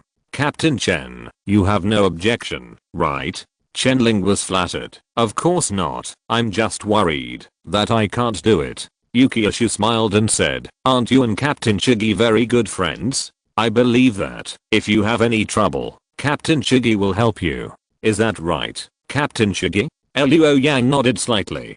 Hidong and Zheng Huan exchanged glances with each other, both feeling threatened by Team 7. At this time, Yukiyashu said, however, Captain Chigi may not stay in our Xuanming division for too long. The Jumang division has also lost several teams, and the remaining ones are in a period of transition. In addition, Lin Yuanfang is colluding with the enemy, and the remaining Jumang division teams will be subject to internal review. The organization is also worried about them, and plans to transfer Captain Chigi's Team 7 to the Jumang division in a while. So next, the team allocation within our Xuanming division will have to be readjusted. When the time comes, please cooperate with the organization's work. Hearing these words, Hidong and Zheng Huan's faces changed. They secretly breathed a sigh of relief that Chigi was going to be transferred from the Xuanming division. After all, the power of Team 7 has expanded too fast in the past year. There is a vague momentum to swallow up other teams. Now that they have been transferred from the Xuanming division, plus the gains from this war, he and Zheng have time to breathe and can strengthen their own strength. But at the same time, they are shocked by the transfer of Team 7. The Jumang division is now leaderless and has lost several teams. If Team 7 goes there, wouldn't it be like a monkey claiming to be king when there is no tiger in the mountain? No, the red ghost is definitely not a monkey, but a fierce dragon. He will definitely become the king of the Jumang tribe, and he will also be trusted by the organization. In time, it may not be impossible for him to sit in the position of the minister. When they thought of this, Hidong and the others were shocked. They looked at Luo Yan with a strange mood. They all thought, are we going to witness the birth of a branch minister? The meeting ended. Luo Yan returned to his camp and told everyone to prepare. He will leave tomorrow. Then he took out the Black Witch's mobile phone, logged into the intranet, and checked his rewards. The rewards for this war are very rich, especially for assisting Yukiyashu in killing Lin Yuanfang, the inner ghost. Luo Yan was dazzled by the rewards. Chapter 735 Return. Reward recipient, Chigi of Team 7 of Xuanming Department. Rewards are as follows.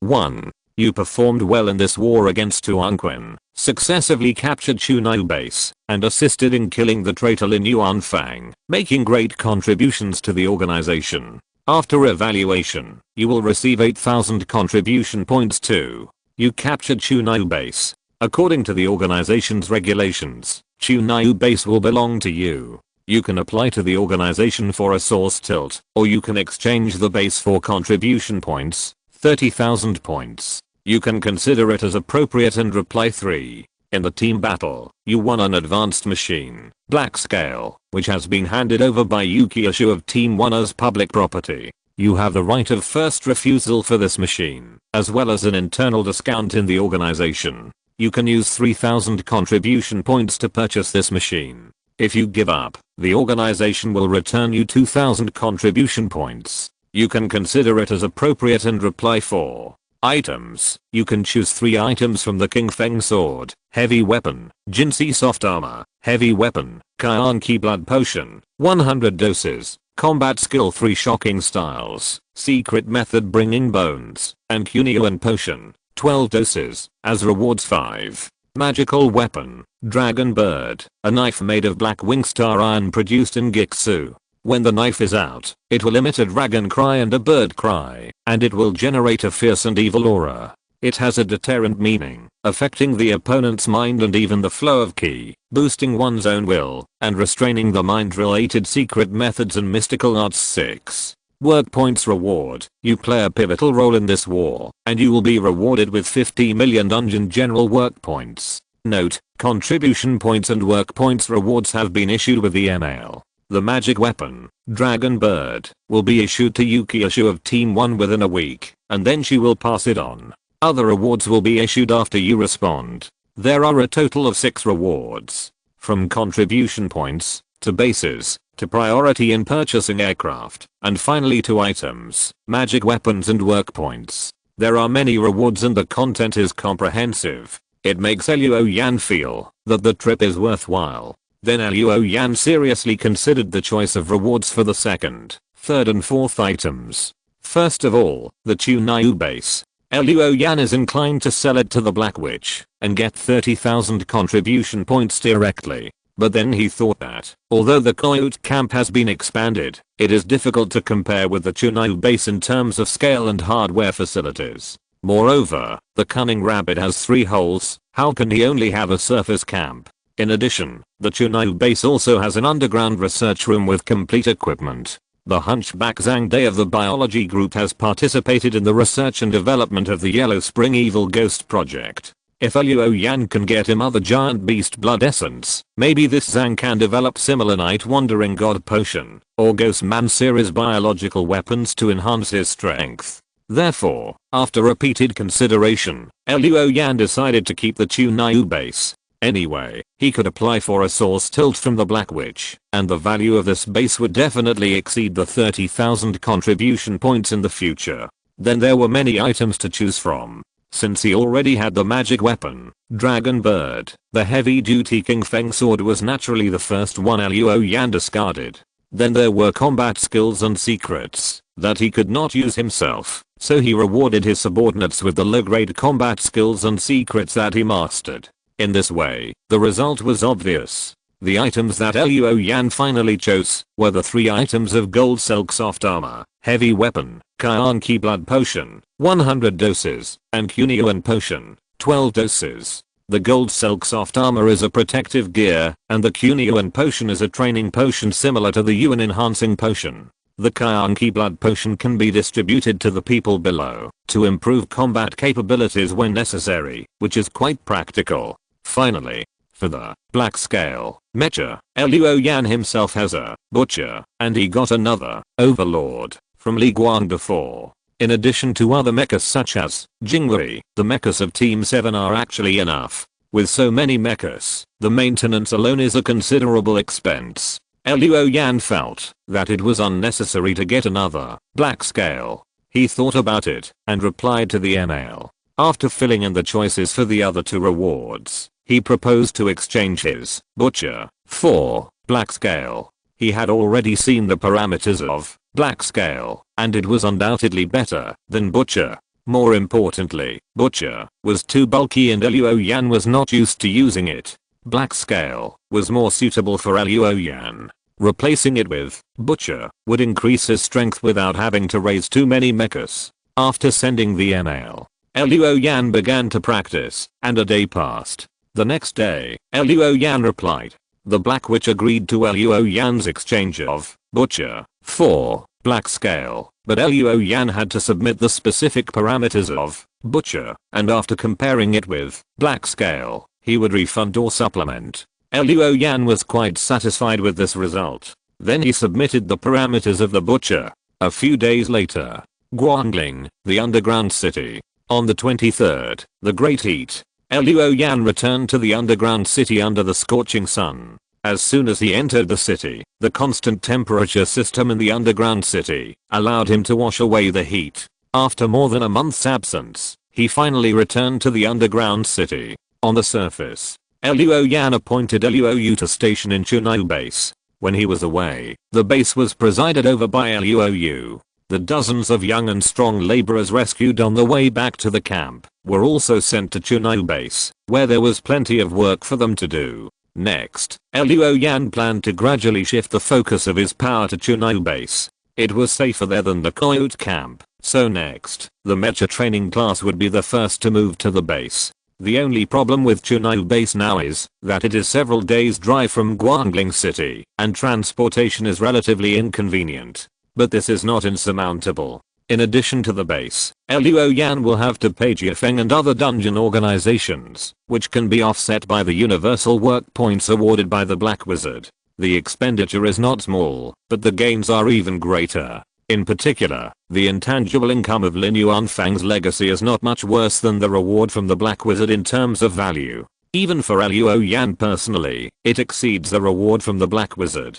Luo Yan, who has gained a lot, changed his clothes, and returned to base and academy. It is now late July, and the academy has already had summer vacation, but many students have stayed on campus. Luo Yan originally wanted to report to Wei Fenghua, but when he passed by the training hall, he heard a lot of noise inside, and someone even shouted, "Senior Bei, it's up to you." Senior Bei? Bei? Luo Yan narrowed his eyes slightly, turned around and walked into the auditorium. There were actually quite a few people in the training hall, and there were about 40 to 50 students who stayed on campus from several grades, gathering around a ring in the middle. Luo Yan saw that Bei Zio's face was tense, and walked onto the ring. Below the ring, Liu Ruohan, Xiaoping, Li Boheng and others were all injured, and medical staff were bandaging them. What was going on? If you're listening to this novel on a channel other than Fanfic World, it means they downloaded and uploaded it without effort. We cordially invite you to visit our channel, Mundo Fanfic Novelos. There you'll find the original version of this story and you can explore many other novels of various genres. We're waiting for you to immerse yourself in a world of incredible novels. Chapter 736, The Two Generals Heng and Ha. Luo Yan quietly pushed his way into the crowd. A student who was pushed away by him was angry at first, but when he saw that it was Luo Yan, he quickly stepped aside, almost knocking a fat man down. At this time, Bei had already walked onto the stage. On the stage, stood a tall and thin young man with a well-proportioned figure. This man had bright eyes and a lightning-like gaze. He had broad shoulders, long hands, and thick knuckles. It was obvious that he was good at boxing and kicking. When he saw Bei coming on the stage, a light flashed in his eyes. At this time, someone under the stage said with a smile, "Old Shen, let me have this match. You fought so many matches just now, it's time for me to go on stage, right?" Luo Yan looked at the man. He was a young man in his early 20s, of medium build, with a cute baby face, and a handsome appearance. In addition, this man had a southern accent, and didn't sound like a northerner. The young man surnamed Shen nodded, and got off the stage. The baby-faced man walked onto the stage with a smile, and bowed to Bei. Hulin Academy, Zhangyi. Hulin Academy. Luo Yan was stunned for a moment, and after a lot of thought, he was sure that this was the first time he had heard of this academy. Zhangyi had a southern accent. Could it be that this was the Mecha Academy in the southern border? On the stage, Bei, who was wearing an eye patch, nodded slightly. Bei. Student Bei, are your eyes injured? I'm wearing an eye patch, which blocks my vision. To be fair, I'll cover one eye as well. Zhangyi looked like a chatterbox, and he kept talking as soon as he opened his mouth. Bei raised his eyebrows. No, let's get started. Okay, why don't you admit defeat? You see, it's not a good idea to fight with a girl. I'm not a fighting maniac like Shen Bei. Especially a girl as cute as you. How can I bear to do it? Hey, don't you have any men in Basin Academy? You actually want such a cute girl to go on stage. Zhang Yi said a lot again. Below, Shen Bei coughed dryly. Shut up, Zhang Yi. This classmate Bei is not an easy person to deal with. She also performed well in the big sports meet. Haven't you seen her game video? Zhang Yi scratched his head. Let me think about what I was doing at that time. Oh, Qian Qian asked me to go shopping at that time. Bei said coldly, do you still want to compete? If not, let another classmate come up. Compete. Zhang Yi looked helpless. Then you better be careful. Bei didn't waste time talking to him. Shen Zhang's Yugi was activated. Two ghost hands covered with black and blue patterns appeared in the air behind Zhang Yi. It was Bei's most commonly used weird blue Zyro. As soon as the blue Zyro's arms appeared, it grabbed Zhang Yi. Zhang Yi rolled away flexibly and did not entangle with the blue Zyro. He took a deep breath and then snorted at Bei. Suddenly, a sound like a bell rang out on the stage, and two white lights spurted out of Zhang Yi's nose, heading straight for Bei. Bei's footsteps were staggered, and his figure was light. With the help of some kind of footwork, he easily dodged past. The two white lights missed and dissipated at the edge of the stage, without overflowing the stage. Luo Yan was surprised. What kind of kung fu is this? He blew out white light with his nostrils, and he always felt that the two white lights were not that simple. He blinked, and circles of silver light suddenly appeared in his red eyes. When he looked at Zhang Yi again, some information naturally emerged. Zhang Yi, 22 years old, a third-year student at Jiuying Academy, Realm, Advanced Level 1, Shenzang, Henghe Mystical Department. Hengjiang absorbs souls and takes away spirits. Heijiang dissipates souls and disperses spirits. There is actually such a Shenzang? I don't know if it has been transformed using the fragments of the Teichu stone, but named after the Henghe in mythology and legends. This Shenzang is indeed extraordinary. Luo Yan swept his eyes and looked at another person. Shen Bei, 23 years old, a third-year student at Jiuying Academy, Realm, Advanced Level 2, Divine Treasure, Thunder Spirit Body, Super System, transformed into a Thunder Spirit, advancing and retreating like lightning, immune to lightning attacks. This Divine Treasure is not that outrageous. But if combined with strong skills, it can also play an unexpected role. On the ring, Zhang Yi kept making sounds, snorting out soul-sucking white light from his nostrils, chasing Bei and hitting him non-stop. While attacking, he dodged the blue goblin, but it didn't look easy. After Bei ducked to avoid the white light, she was like a black nothing wearing a black cloak falling from the sky and trapping her. The next second, she and Wei Yi disappeared together. Zhang Yi said ha, looked around, and there was no trace of Bei. Good fellow. This girl can control quite a few weird things. Is this weird ability invisible? No, not only invisible, but also her breath and even her voice disappeared. My earth listening skill can hear the sound of underground plants sprouting, but I can't hear her breathing. Zhang Yi was about to make a tentative attack on the empty space of the ring, when suddenly a hand without flesh and blood, only bones, grew out of his face. It covered his nose and mouth at once, making him unable to hum. Then more bone hands grew out of Zhang Yi's body. They held Zhang Yi's joints, making him unable to move. Then some bone hands moved on the ring, about to send Zhang Yi off the ring. Zhang Yi's eyes widened, and a muffled sound came out of his mouth. Ha. Hum and ha ha. A ball of yellow wind blew out of Zhang Yi's mouth, and the bone hand covering Zhang Bei's nose and mouth was blown away by the yellow wind, and the bone hand quickly faded and disappeared. Zhang Yi continued to breathe out and blew out a yellow wind that could dissipate the soul from his mouth, removing the restrictions on his body. Luo Yan narrowed his eyes slightly, thinking that Zhang Yi's Hajiang should be the natural nemesis of Bei's weirdness. But Bei's weirdness is numerous, and there may be ways to deal with it. At this time, on the ring, Zhang Yi, who regained his freedom, jumped high, took a deep breath, lowered his head, and shouted at the ring. Ha. He blew a storm from his mouth. The yellow wind swept the ring, but it was very measured not to spill out. But in the strong wind, Bei's figure appeared. Hei Wu seemed to disappear because of this yellow wind. Zhang Yi saw this, and he landed on the ring and suddenly appeared in front of Bei. Go down, girl. He made his fingers into claws and put 3 fingers together like a bird's beak and pecked at Bei's shoulder lightly, trying to knock the girl off the ring. Unexpectedly, he pecked Bei. Bei's body suddenly became as thin as paper, and the girl turned into a pale paper man. On the face painted with paint, she showed a sinister smile to Zhang Yi. Weird Beitong. At this time, a figure rose up behind Zhang Yi. It was a headless general with many heads hanging on it, but his neck was empty. As soon as the headless general appeared, he swung his broken sword and hit Zhang Yi on the back with the sword. Like hitting a baseball, he knocked Zhang Yi off the ring. P.S.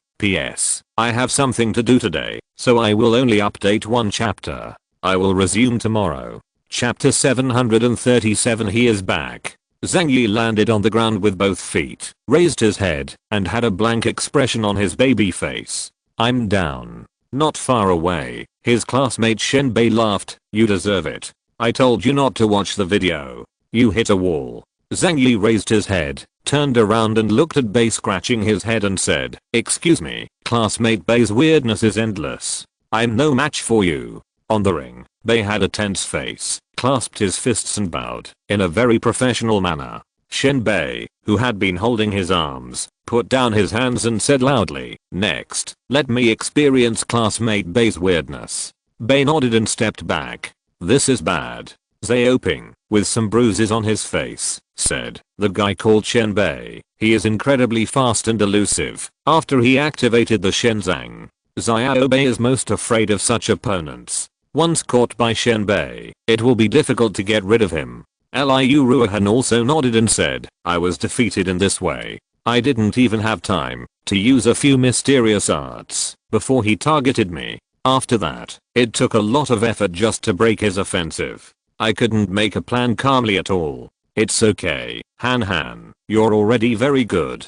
Yang Likai said, holding Liu Ruohan's hand. Then he gritted his teeth and said, if Luo was here, he wouldn't be so arrogant. Jiuying nodded repeatedly. Student Luo left the college before the holiday. I don't know where he went. He hasn't come back yet. Liu Ruohan pulled her hand back from Yang Lixi and sighed. In the final analysis, we are useless. We 3rd year students have brought shame to the college. Yang Lixi immediately said, Han, I don't allow you to say that about yourself. You are much better than me. Liu Ruohan rolled her eyes. At this time, Shen Bei had already walked onto the ring. Bei had just watched the whole process of this man's fight. His lightning fast speed, combined with various boxing techniques, beat Liu Ruohan and other 3rd year students back step by step. In fact, she knew that she was not good at dealing with such an opponent either. Unless she used the weird half-body form. But firstly, she might not be able to control the weird, and secondly, the weird in that form was too brutal and might beat people to death.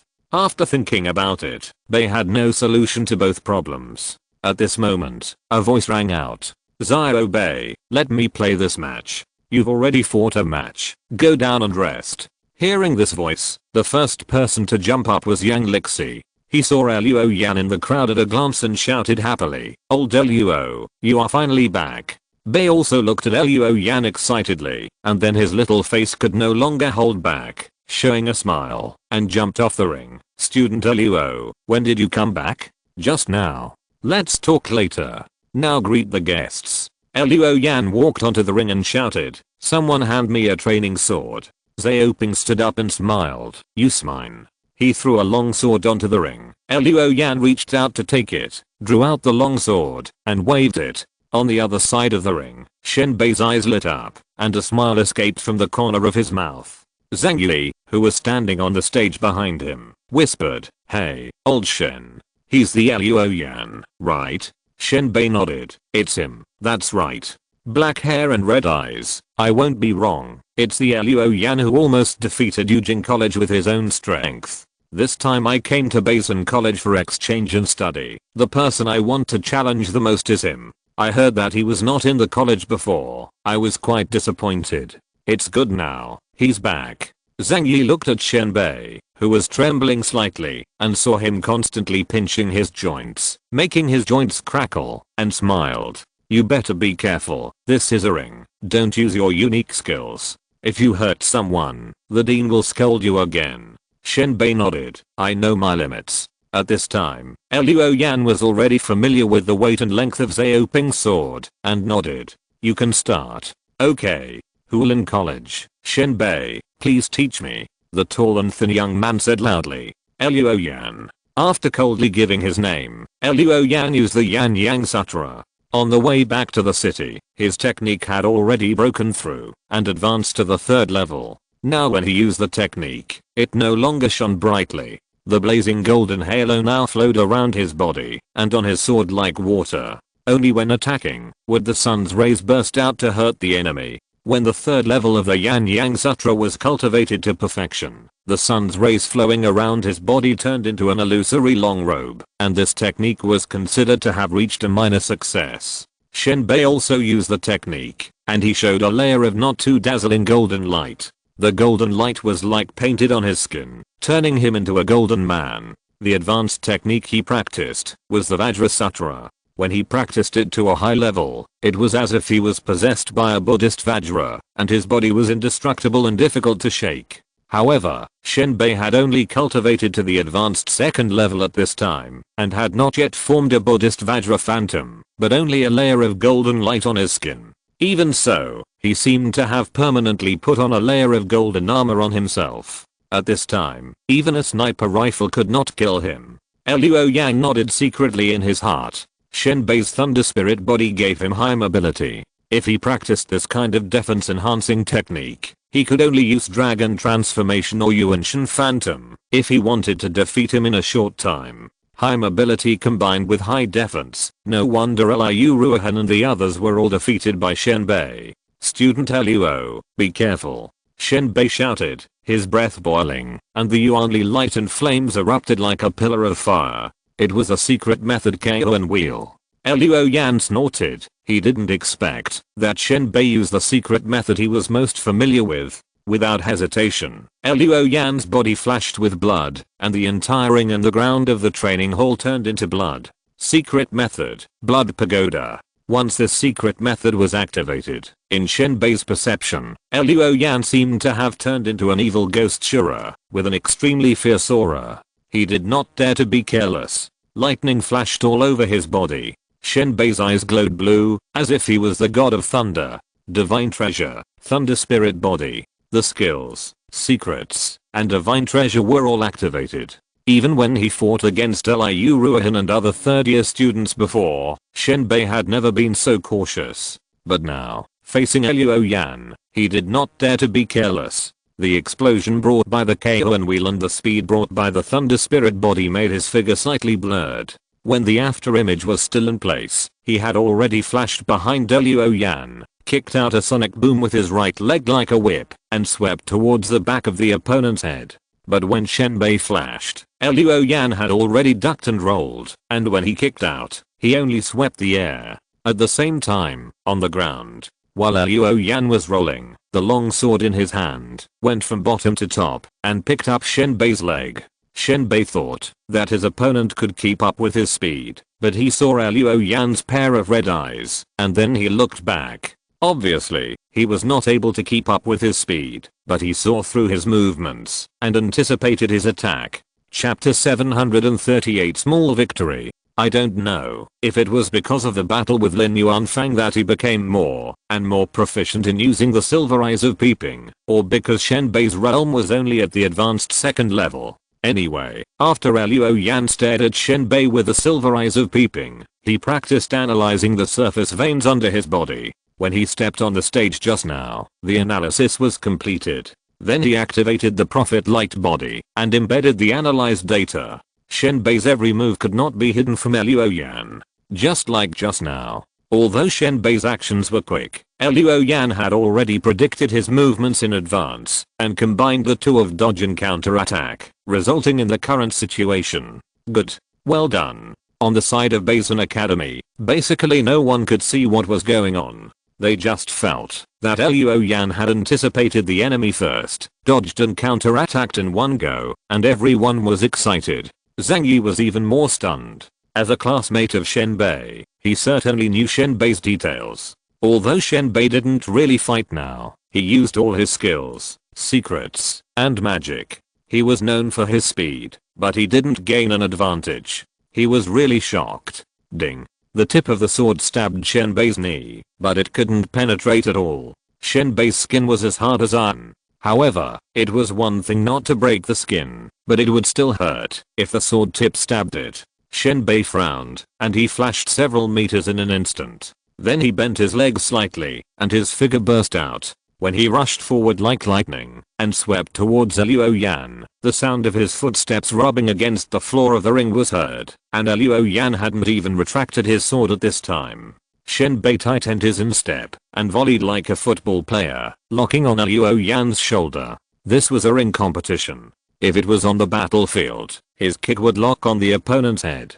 Just as he made this series of movements, Luo Yan swung his arm and used the strongest part of his upper arm muscles to withstand Shenbei's kick. This time Shenbei saw clearly that Luo Yan's sight was still not in his current position. In other words, Luo Yan did not rely on vision to capture his movements. The next second, Luo Yan was kicked and flew out. It seemed that he was going to fly directly out of the ring. Everyone in Basin Academy cried out in surprise. Zhang Yi clenched his fists and kept muttering, "Get off the stage. Get off the stage." Unexpectedly, Luo Yan stretched out his hand and pressed on the ground of the ring, and then changed from flying horizontally to leaping vertically. The whole person bounced up and landed back in the middle of the ring. The students of Basin Academy breathed a sigh of relief. Yang Lekei sat back in his chair, wiped his sweat and said, "I was scared to death. I thought Lao Luo was going to fall down."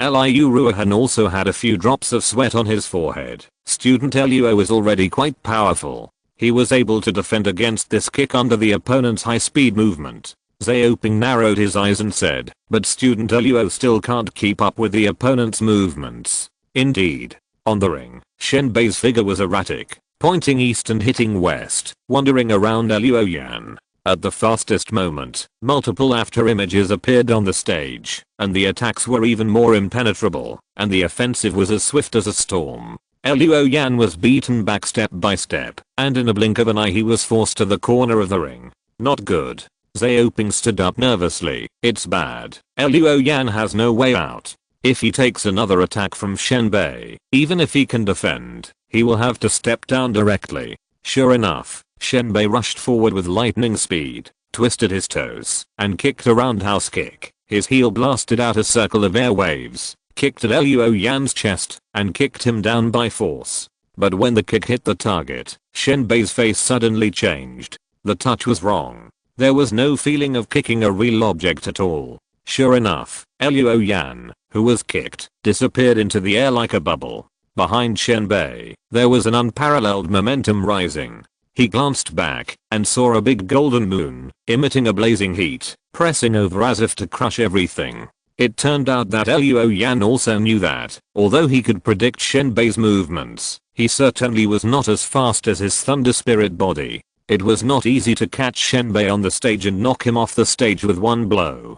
So Luo Yan pretended to be defeated and retreated step by step to the corner of the stage, putting himself in a disadvantageous position. But when Shenbei attacked, Luo Yan used Daozuan crossing Yi to move behind Shenbei in an instant. Then he used the full moon style of Yanyu Pio Yun to cover this small corner of the stage with sword spirit and energy, leaving Shenbei with no way to go. If it was in normal times, or on the battlefield, Luo Yan's method would naturally have no effect on Shenbei, but this was in the stage, so all Shenbei could do was to fight hard. And this was exactly what Luo Yan wanted. Shenbei also realized this, and respect flashed in his eyes, but he shouted, filled up his Yuan Iki, and suddenly hit the golden moon with his shoulder. Bajiquan.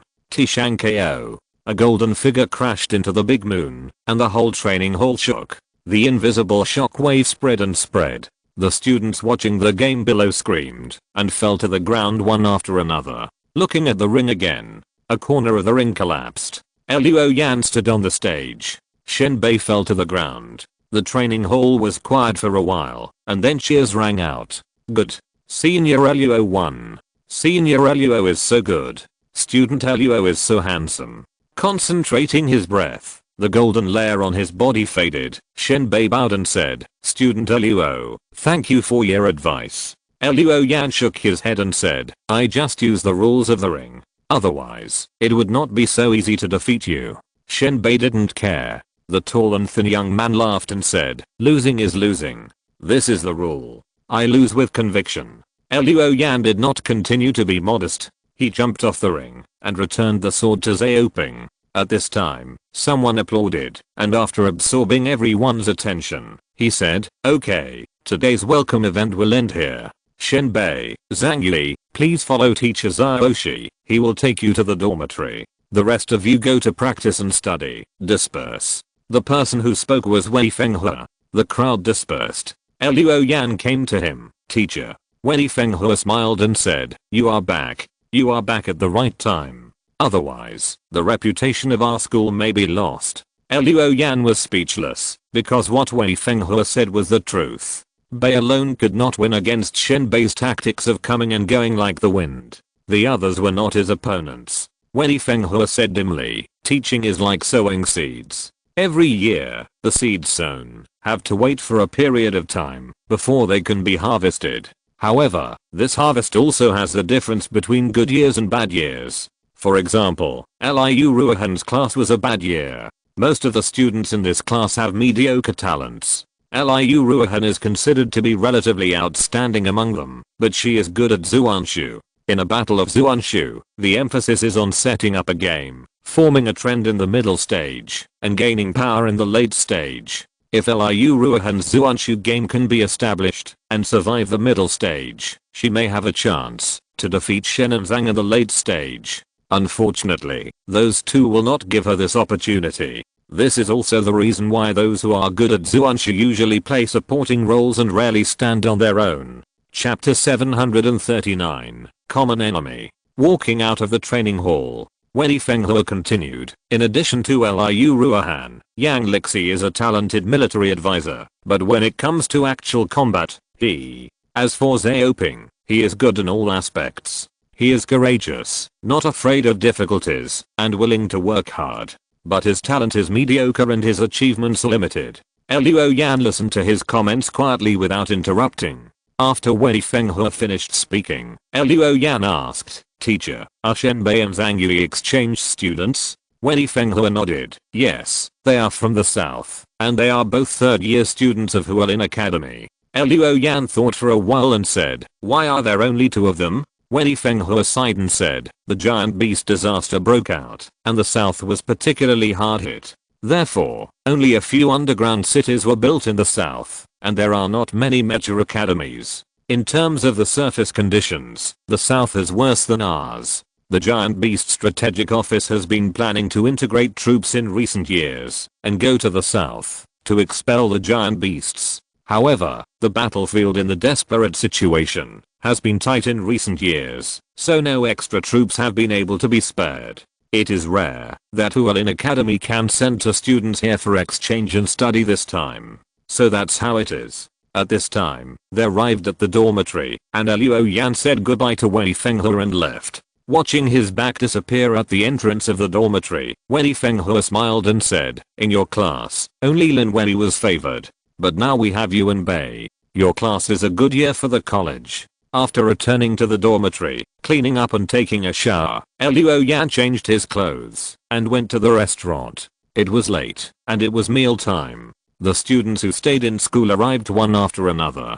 At one of the tables, Shenbei and Zhang Yi were surrounded by students. In the previous competition in the training hall, the students on Bei's side regarded Shenbei and Zhang Yi as their biggest enemies, but the two were defeated by Bei and Luo Yan respectively. The students' hostility towards them has greatly decreased, and now they are more curious about the two's divine hiding abilities. Student Zhang Yi, do you have to hum ha ha every time before you can use your power? You look like a rapper. Hearing someone say this, Shenbei laughed and said, Zhang Yi's divine treasure is called Hum and Ha Generals, and it belongs to the mysterious department. Hum General can emit white light and absorb people's souls. Ha General stirs up yellow wind and disperses people's souls. Actually, his divine treasure is not that troublesome to use. There is no need to hum ha ha at all, and you don't have to use your nose or mouth to activate it. This guy did it on purpose.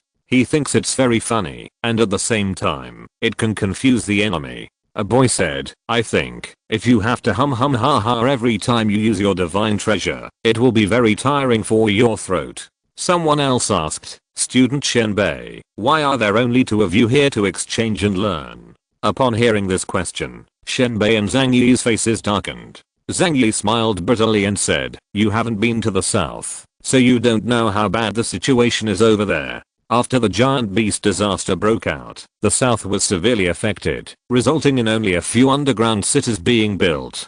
But these are not the most important things. The important thing is that too many people died. How many of you are in the first grade today? A girl said, about 100 people. What's wrong? Zhang Yi sighed and said, we enrolled less than 50 students in the first grade this year, and this is the result of relaxing the conditions. Do you know how many people there were in our first batch when we first entered school? 37. And in the past few years, some classmates have died while on missions, or can no longer continue their studies for various reasons. In short, by the 3rd grade, there were only 22 students in our class. Shenbei added, it's quite rare that the college can send the 2 of us to the north for exchanges. You know, we can't even participate in the big sports meeting. We can only watch the game videos sent by the strategic office. In the restaurant, everyone was silent after hearing this news. After a while, someone said, one day, we will be able to take back the surface and kill all the giant beasts without leaving a single one.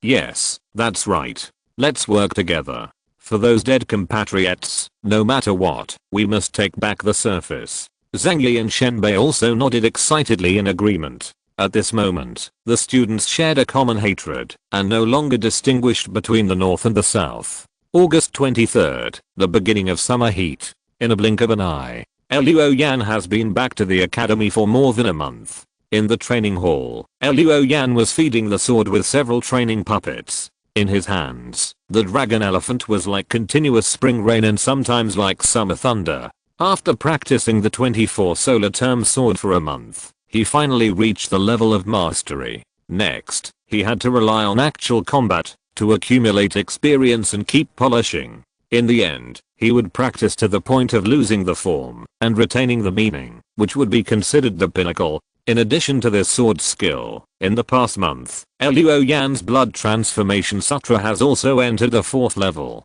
The 4th level of the blood transformation sutra greatly improved Luo Yan's efficiency in absorbing blood and transforming blood essence, and initially realized fighting to support fighting. At this level, Luo Yan was no longer afraid of a protracted war. Of course, in his philosophy, enemies should be killed as quickly as possible. Otherwise, there will be more trouble. The 24 solar term sword has been practiced, and the blood transformation sutra has entered the 4th level. Other skills and secrets have also improved. After a long time of thinking, he planned to visit Tijin and his grandson. Since returning from Pingayao, he has not gone to see them until now, and he doesn't know if the 2 are used to living in Guangling.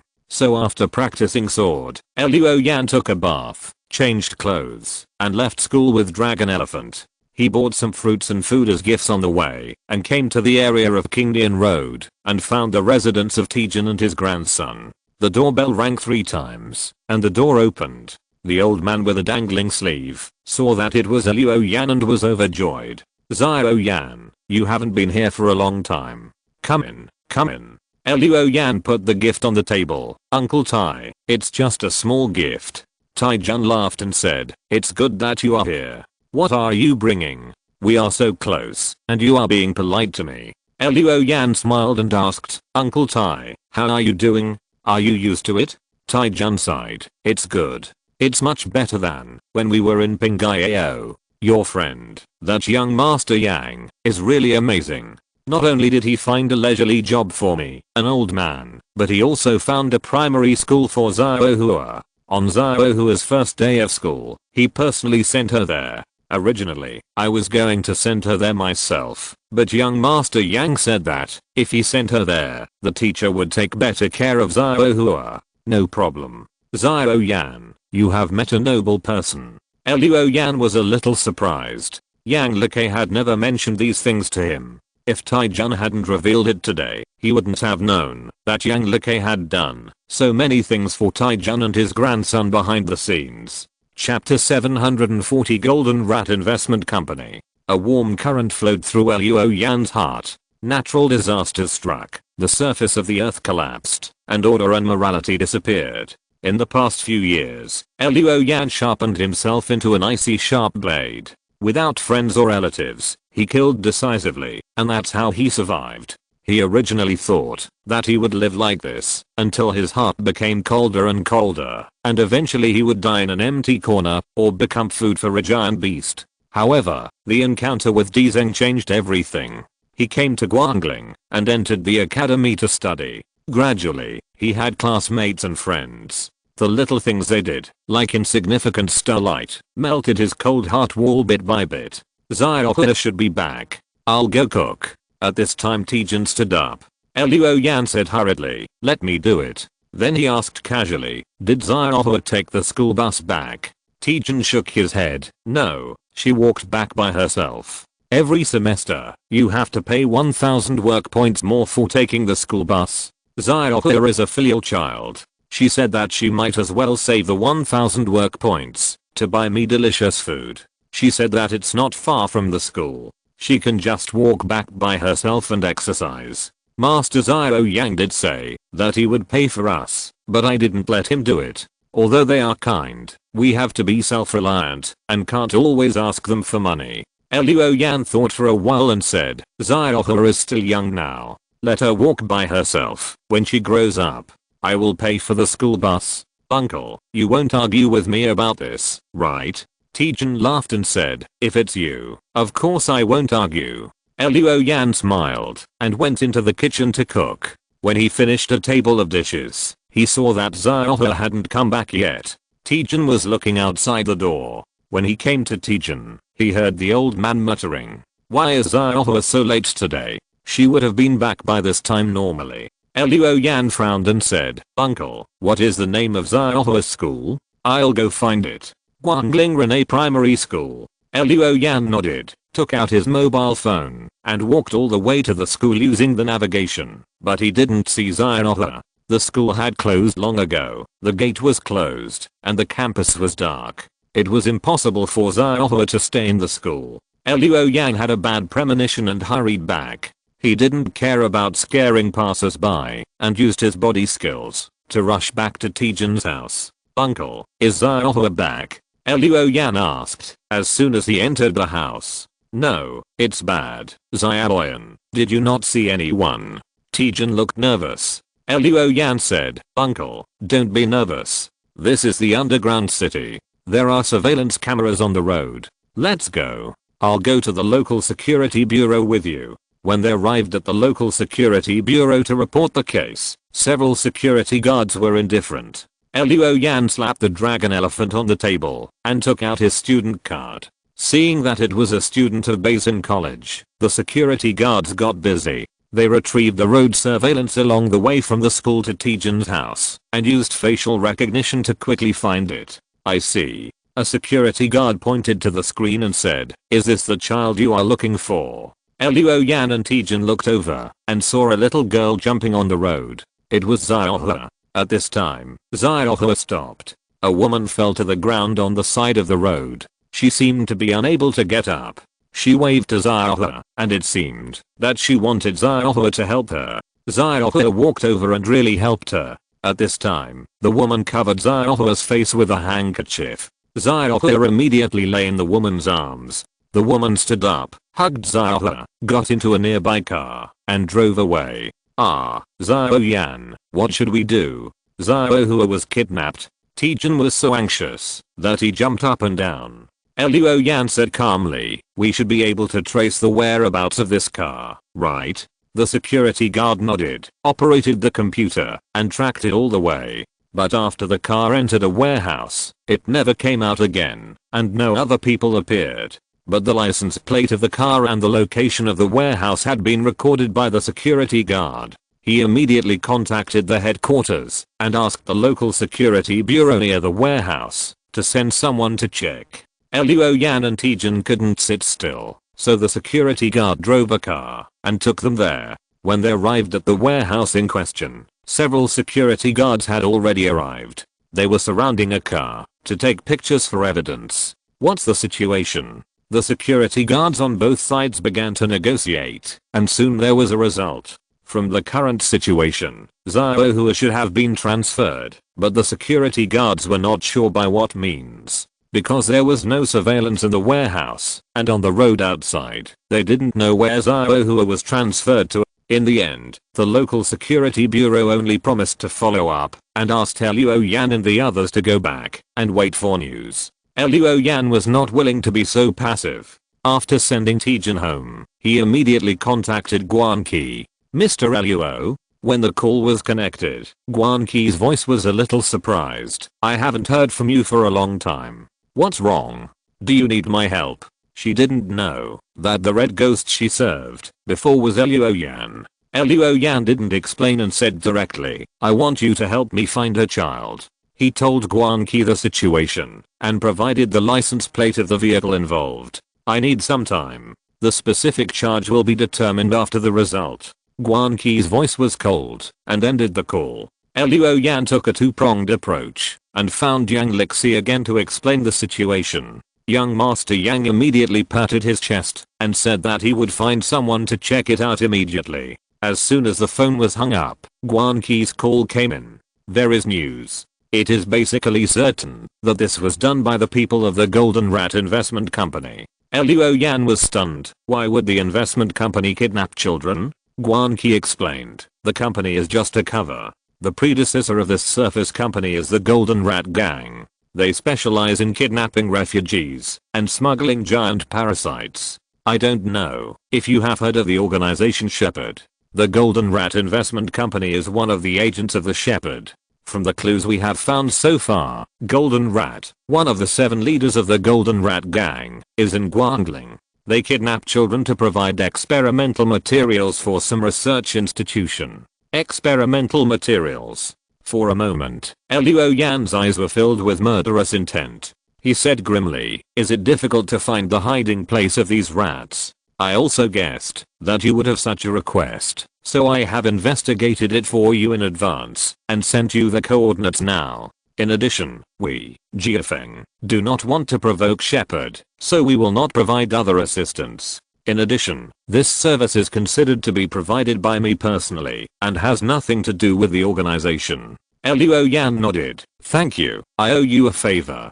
After hanging up the phone, he had received a coordinate on his mobile phone. The location is in the underground waterway in the northern suburbs of Guangling. The northern suburbs of Guangling. Luo Yan came here alone with a sword. It was related to Shepherd. Luo Yan did not want to cause trouble for his friends, so he did not inform Yang Lixi. He also did not inform Wen Zhao, lest Guan Qi infer his identity from Hangman's actions. Removing a manhole cover, Luo Yan looked inside. His red eyes were deep, as if there was a deep ravine.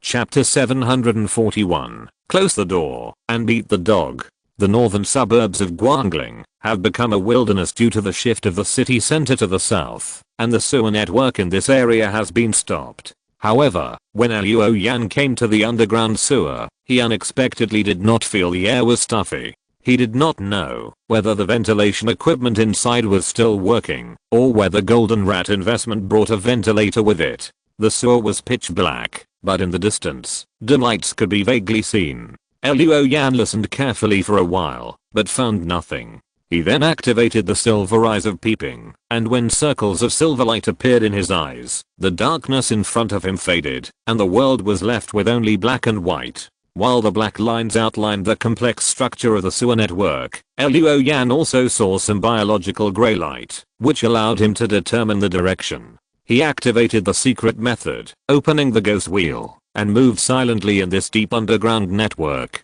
In this underground network, at first, a light would appear at a long distance. But as Luo Yan gradually approached those biological gray lights, the number of electric lights began to increase. But for Luo Yan, who had the silver eyes of peeping, it didn't make much difference whether there were electric lights or not. The underground waterway, which had no one to maintain, occasionally collapsed, and a large amount of mud sand, and rocks blocked the passage, forcing Luo Yan to bypass these obstacles. Fortunately, because it was no longer in use, it became very dry and there was no odor, but there were occasional rats. When he came to a fork in the road, Luo Yan could already feel that there was a clear airflow here, and gusts of breeze kept blowing out from the depths, making the air here fresher than before. People would not feel stuffy when moving here. At the same time, there was a faint rustling sound coming from the breeze. Luo Yan looked over and saw a few biological grey lights moving.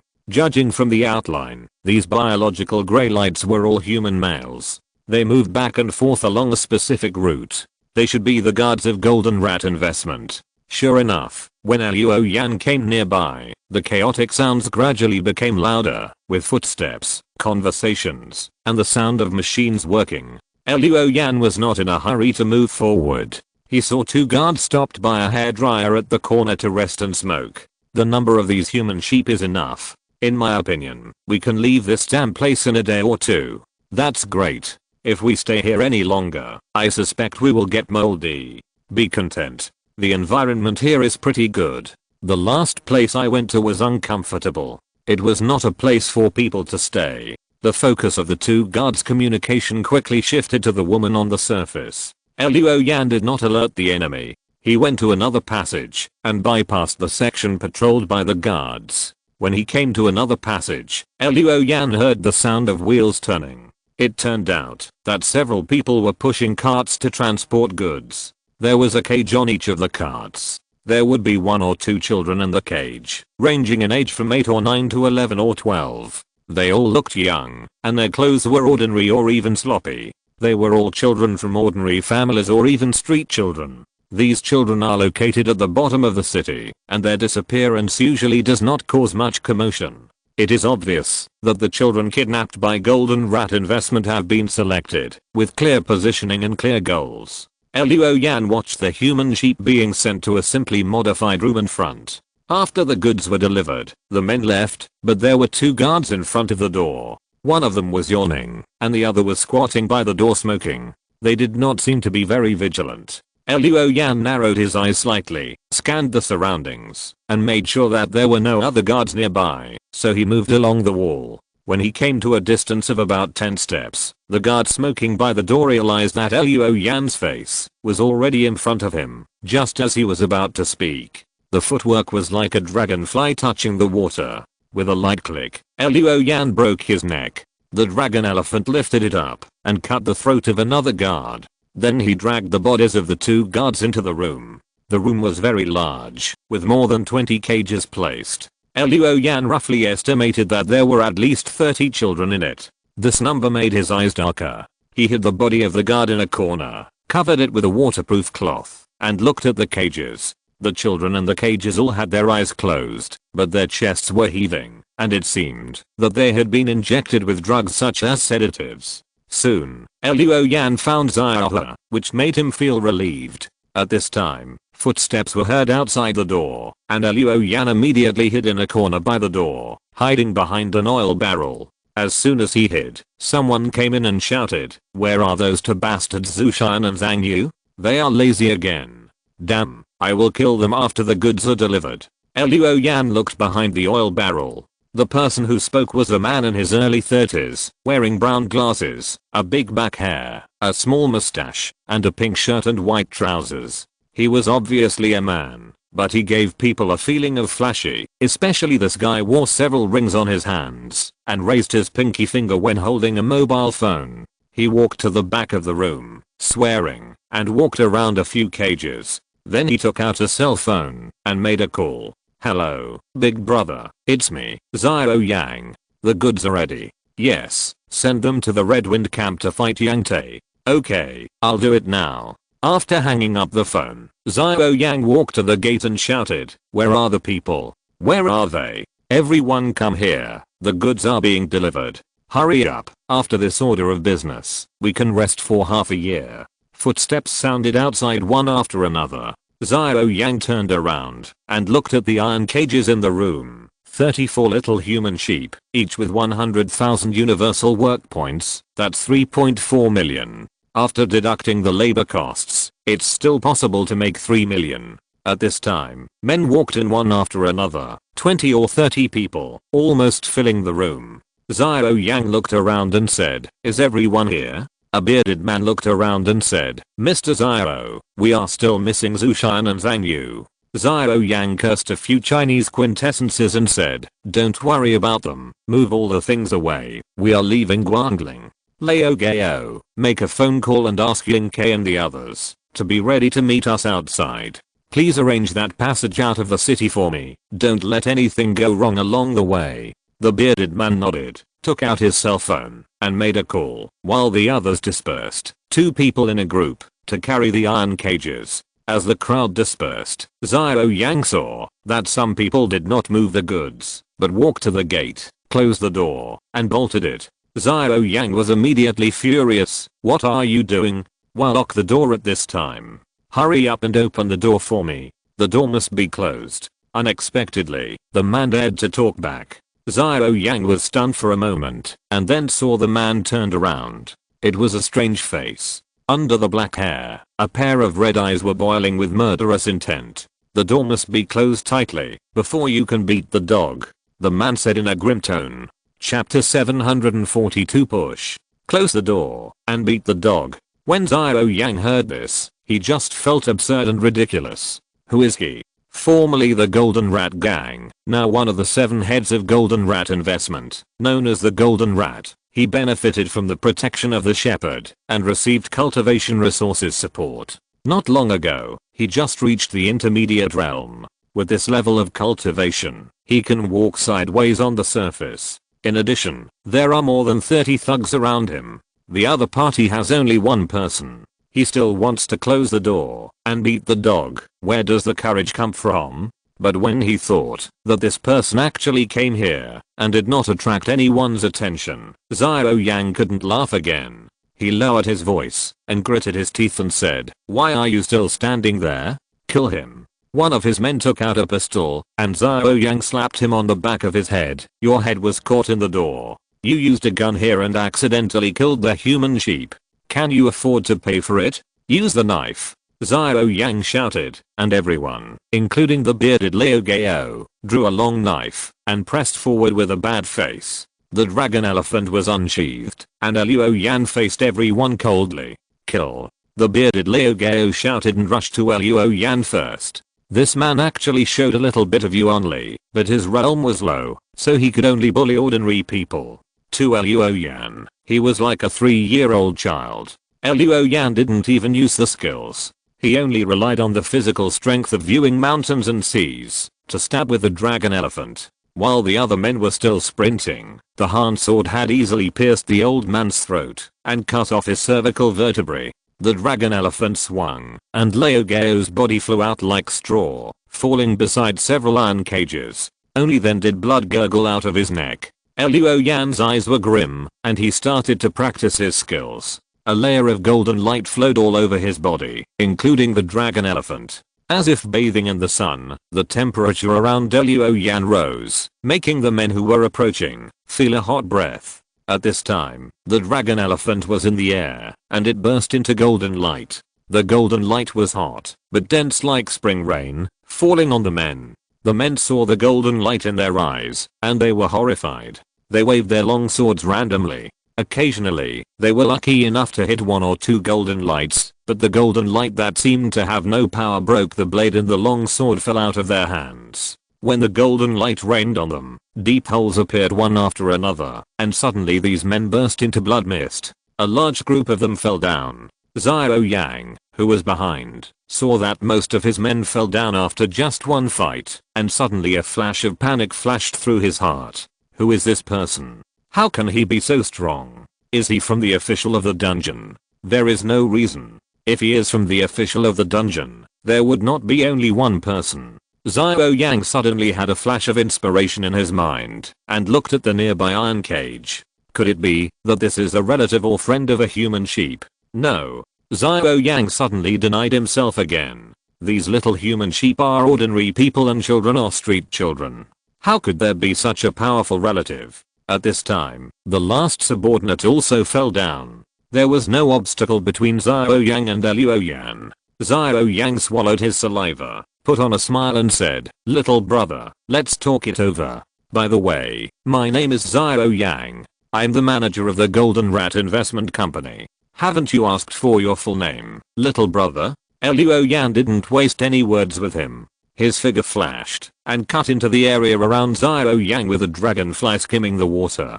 The dragon elephant swung out a fierce sword shadow, and the hot sword wind was like a summer gust, blowing Jiuying breathlessly. 24 solar term sword, summer solstice. The cultivator who had reached the great perfection of the intermediate realm shouted loudly, drew out a long sword, and slashed it diagonally, trying to pick apart the dragon elephant. But the Han sword fell, and it pressed down his long sword like a mountain pressing down on his head. Then the dragon elephant slashed into Jiuying's shoulder, and the sword almost cut off half of his body. Jiuying's eyes widened, and he stepped back repeatedly, and he was out of breath. Jiuying stretched out his hand, and pushed him on his chest. Jiuying slipped off the sword of the dragon elephant, sprayed a blood mist, and fell to the ground. An hour later, the exit of the BGO underground tunnel was full of vehicles from the local security bureau. Children were constantly carried out by medical staff on a stretcher, and then sent to the city hospital on a medical vehicle. Yang Li, who rushed to the scene after hearing the news, saw Jiuying wiping the Han sword. When he came to the vicinity, he saw other people from the local security bureau carrying corpses out of the underground tunnel, and he couldn't help but be shocked. "Old Luo, did you kill all the traffickers?" Jiuying said calmly, "These people deserve to die." Yang Lixi said with a smile, "Of course, but you are too disloyal. You didn't inform me, and you arrested them all, before calling the police." Jiuying said calmly, "I received news that these people are related to an organization called Shepherd. I don't want to cause trouble for you." Yang Lixi sat down. "That's too formal, we are just friends. I'm not used to you being so polite to me." Jiuying smiled, and then Xiaohua next to him woke up slowly. The little girl yawned and sat up, rubbing her eyes. She said vaguely, "Grandpa, why is it so noisy? Is it dawn?" At this time, Xiaohua saw Jiuying and was startled. "Brother Jiuying, why are you here?" "Little brother Yang is here too." Where is this?" Suddenly, Xiaohua's stomach rumbled. She was kidnapped after school, and now it was late at night, and she was very hungry. Yang Lixi heard her stomach rumbling, and laughed. "Let's go. Brother Yang will take you to eat." Jiuying didn't want Xiaohua to stay in such a place for too long, so he asked Yang Lixi to take Xiaohua to the car first, and he communicated with the local security bureau, and told them that Jiuying was going to send these children to the Red Wind camp to a man named Yang Tae. A director of the local security bureau patted his chest, and promised that he would report the matter, and that the city would never tolerate it. Jiuying nodded, and got into Yang Lixi's car. Tonight's matter was over. Xiaohua was found, but the shepherd came into Jiuying's sight again. Having dealt with the shepherd several times, Jiuying felt that it was necessary to understand this organization. The next day, Jiuying received a message. "Hanglun is here." So that night, he came to Jude building. In the quiet room, Jiuying saw Hanglun, the woman who liked to wear red clothes, and sent some things over. "Captain Shiggy, this is your sword." "Dragon bird." Hanglun opened a long box, and inside lay a long sword. The scabbard was gorgeous, with dragon and bad patterns carved on it. Jiuying drew the sword, and the blade was shiny black, with natural wing-shaped patterns on it. He swung the sword with all his strength, and suddenly the room was filled with clear sword sounds like the cry of a dragon or a bird, and a hazy orange-red flame rose from the long sword, emitting an invisible murderous intent. If you're listening to this novel on a channel other than Fanfic World, it means they downloaded and uploaded it without effort. We cordially invite you to visit our channel, Mundo Fanfic Novelos. There you'll find the original version of this story, and you can explore many other novels of various genres. We're waiting for you to immerse yourself in a world of incredible novels. Chapter 743, Conquering District 9. 2 Divine Weapons. The dragon elephant is a heavy-bladed sword without a sharp edge, and is a great skill without any workmanship. The Han sword itself is heavy, and is suitable for the use of powerful moves such as, or. The dragon bird is of moderate weight, with a sharp blade, and can be cut off like a wind-blown grass. It has a wide range of applications and no particular shortcomings. Relatively speaking, the Dragon Bird is more suitable for the use of moves such as 24 Solar Term Sword and Chasing the Wind and Shadow. People have different temperaments, and so do tools. According to the nature of the weapon, choosing a more suitable move to cooperate will naturally achieve twice the result with half the effort. Therefore, after exploring the Dragon Bird for a while, Luo Yan already had a rough outline of how to use this sharp weapon. He stretched out his finger and gently wiped the back of the knife, and saw the 8 seal characters Daksha Dragon Bird, conquering the 9 districts engraved on the back of the knife. She put the long sword back into the sheath with satisfaction, and looked at Hongluan. "Thank you for your help." Hongluan smiled and said, "It's just a small thing, not worth mentioning." She continued, "Captain Shiggy, the captain also asked me to bring this to you." The girl in red took out a beautiful and small box, which seemed to be made of crystal, with gold sand dotted in black. After opening it, there was only a memory card inside. Luo Yan inserted the card reader, connected his mobile phone, and opened the encrypted folder. It turned out that there were 2 sets of exercises in it, Golden Chamber Record and Evil Blood Devouring Soul Art. The former can force out the red poison in Luo Yan's body. The latter is the next stage of Blood Transformation Sutra, which is the practice of Tangsuan realm. Both sets of exercises are extremely important to Luo Yan. Golden Chamber Record is about life, and Evil Blood Devouring Soul Art is about future. Now that both are in hand, Luo Yan feels that all the previous sufferings are worth it. "Thank you." Putting down the phone, Luo Yan said sincerely. Then he asked Wen Zhao to arrange a room for Hongluan to rest. While Wen Zhao and the others were gone, Luo Yan used his Shenzhang's strong memory feature to imprint the 2 sets of exercises in his mind. After remembering them, he exhaled. Since entering the dungeon, Luo Yan has been threatened by the red poison, especially after the second infection. He has been walking with the god of death almost every day. Now with the Golden Chamber Record, he can finally solve this problem. "Just wait until I go back and practice immediately to expel the red poison." Seeing that Wen Zhao has not returned yet, Luo Yan took out the Black Witch's mobile phone and logged into the intranet. He searched for combat skills. He wanted to exchange for a combat skill that can quickly accumulate the number of attacks. The power does not need to be high, as long as it can accumulate the number of times. Now Luo Yan has a lot of contribution points in Black Witch. The 8,000 points rewarded by the previous war, plus the accumulated points before, his contribution points have exceeded 10,000. However, later he exchanged Butcher for Black Scale, and under the principle of more refund and less supplement, he paid 1,500 contribution points to get Black Scale, and now placed it in Chunyu base. Luo Yan now has 8250 contribution points left. It is more than enough to exchange for combat skills. After searching in the combat skills, Luo Yan found a move that was more in line with his expectations. Starry Sky. The original purpose of this combat skill is to use a special technique to shake out a large amount of sword energy and starlight at the same time as one strike. These sword energy and starlight will stimulate the opponent's acupoints, causing paralysis, shortness of breath and other adverse effects. It is somewhat similar to the acupoint pressing in martial arts novels, but not so exaggerated, and the power of this low-grade combat skill is limited.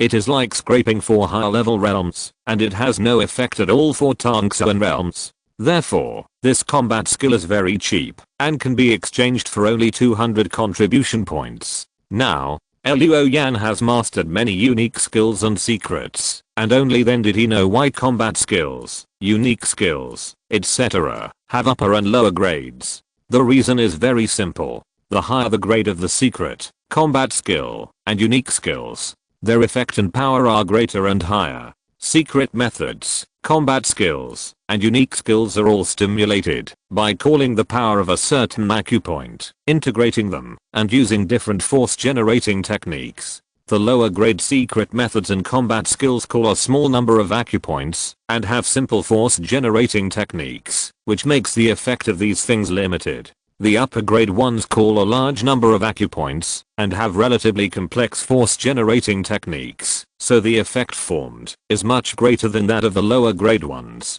Of course, the higher the grade, the higher the demand for Yuanli or Elm.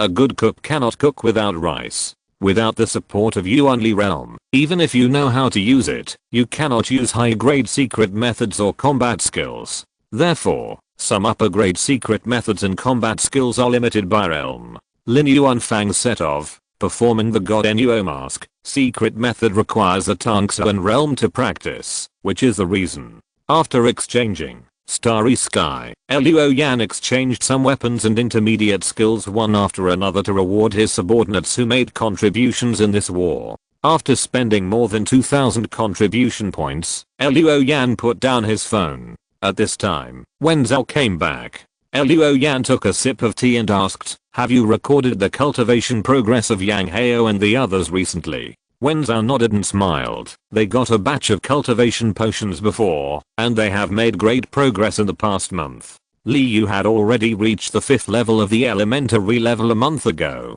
Now, after a month of polishing, he has reached the elementary level and can learn intermediate skills. Yang Hao has just reached the bottleneck of the 5th level of the intermediate level. He can still polish for a while. As for Xiao Taozi, she dare not neglect it. She has no tasks this month and has been practicing very diligently. In addition to the potions you gave her, she has reached the elementary level like Li Yu.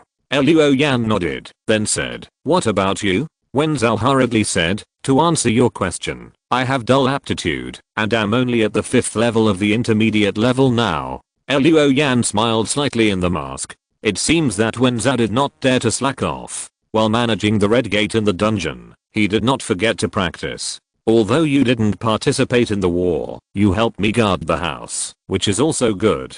I will choose a high level kung fu for you later. As for whether you want to polish the great perfection or break through immediately, it's up to you. The same goes for Yang Hao and the others. Tell them that I will go to the coyote camp tomorrow. Wen Zhao was overjoyed. He originally thought that, since he didn't participate in the war, he probably wouldn't be able to get the reward with Yang Hao and the others. Unexpectedly, Luo Yan actually agreed to exchange him for a high-level kung fu. The fake Taoist priest was so excited that he almost hugged Luo Yan, which was unimaginable in the past. After all, no captain would be willing to see his subordinates threaten him. Therefore, for people like Wen Zhao, if there is no special opportunity, they will stop at the intermediate level in this life. But now, Luo Yan generously gave him and Yang Hao more room for growth. In addition to gratitude, Wen Zhao also realized a problem. The master he served dared to break the rules and grant him and these people high-level kung fu, which means that he has the confidence to intimidate everyone.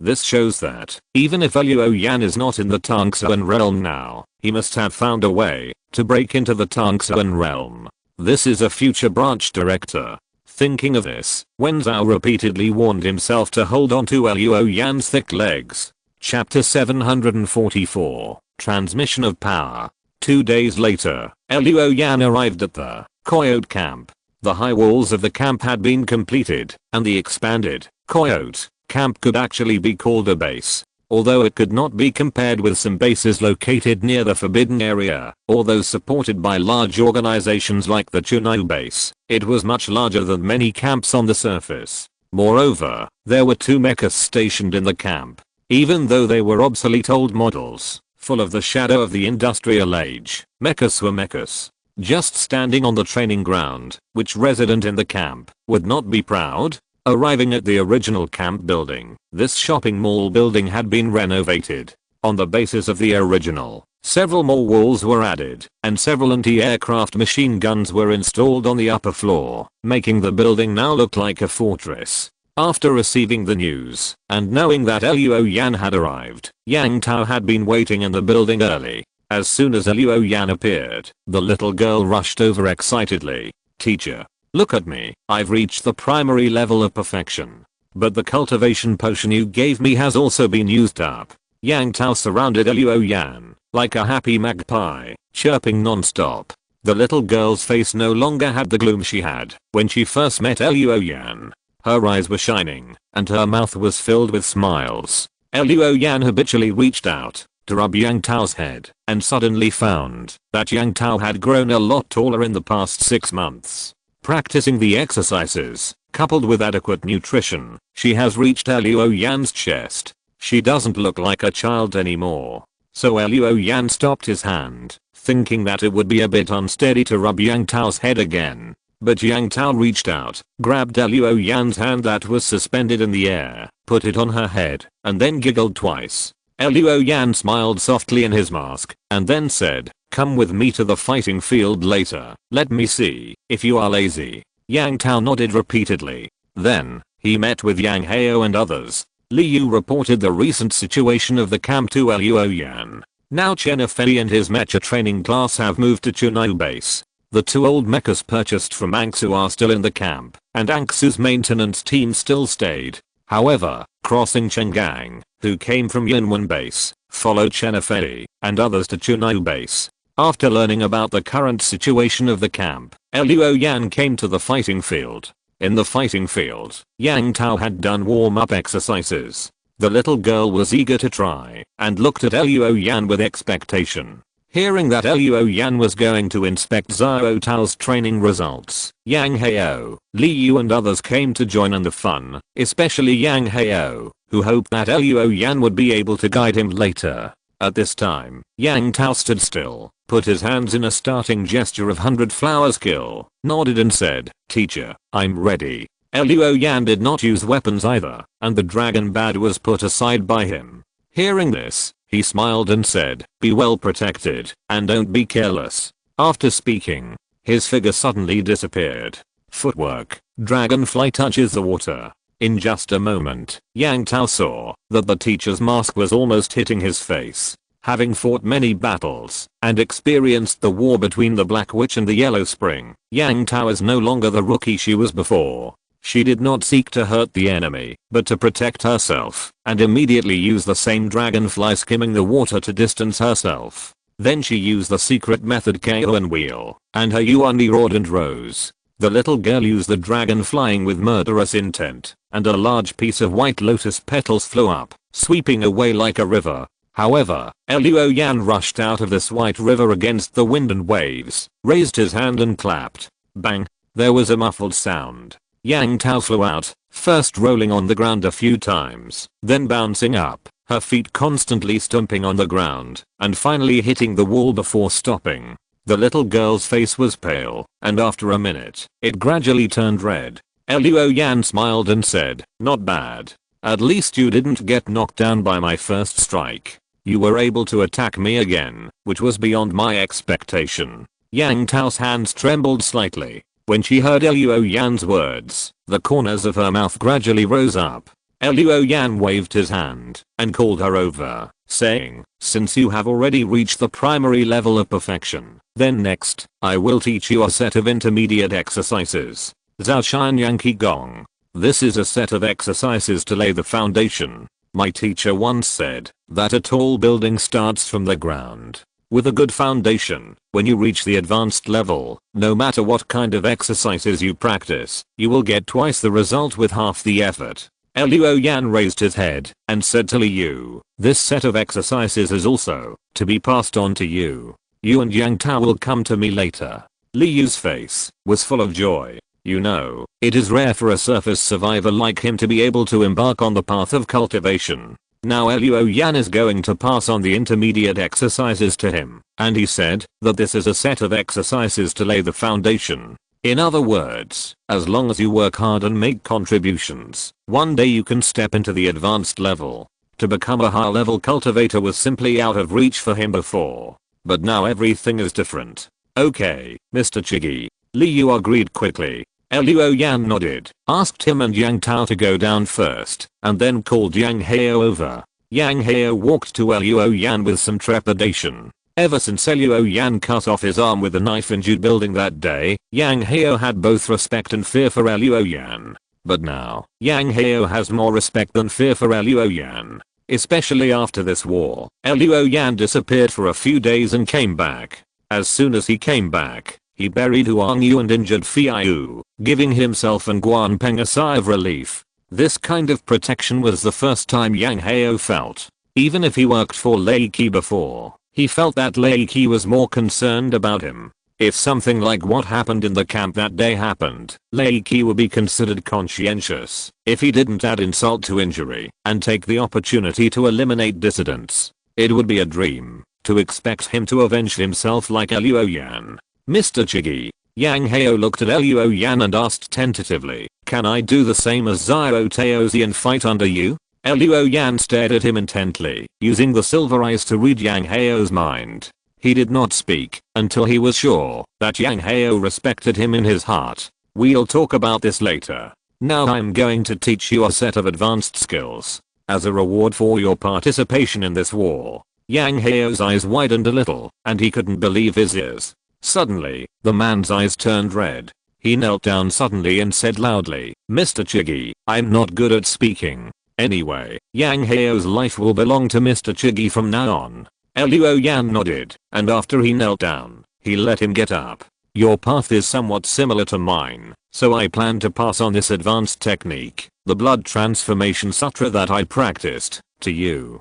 This technique is considered a minor accomplishment when it reaches the 3rd level. When you reach the 4th level, you can basically meet the need of fighting to support fighting, and are not afraid of a protracted war. Next, listen carefully to me. The key to the 1st level is..." End of this chapter. Thank you very much for reaching the end. Don't forget to like. Looking for more exclusive content and immediate access? Subscribe to our Patreon. Remember, every like, subscription, or donation encourages us to continue. Thanks to everyone. See you in the next video.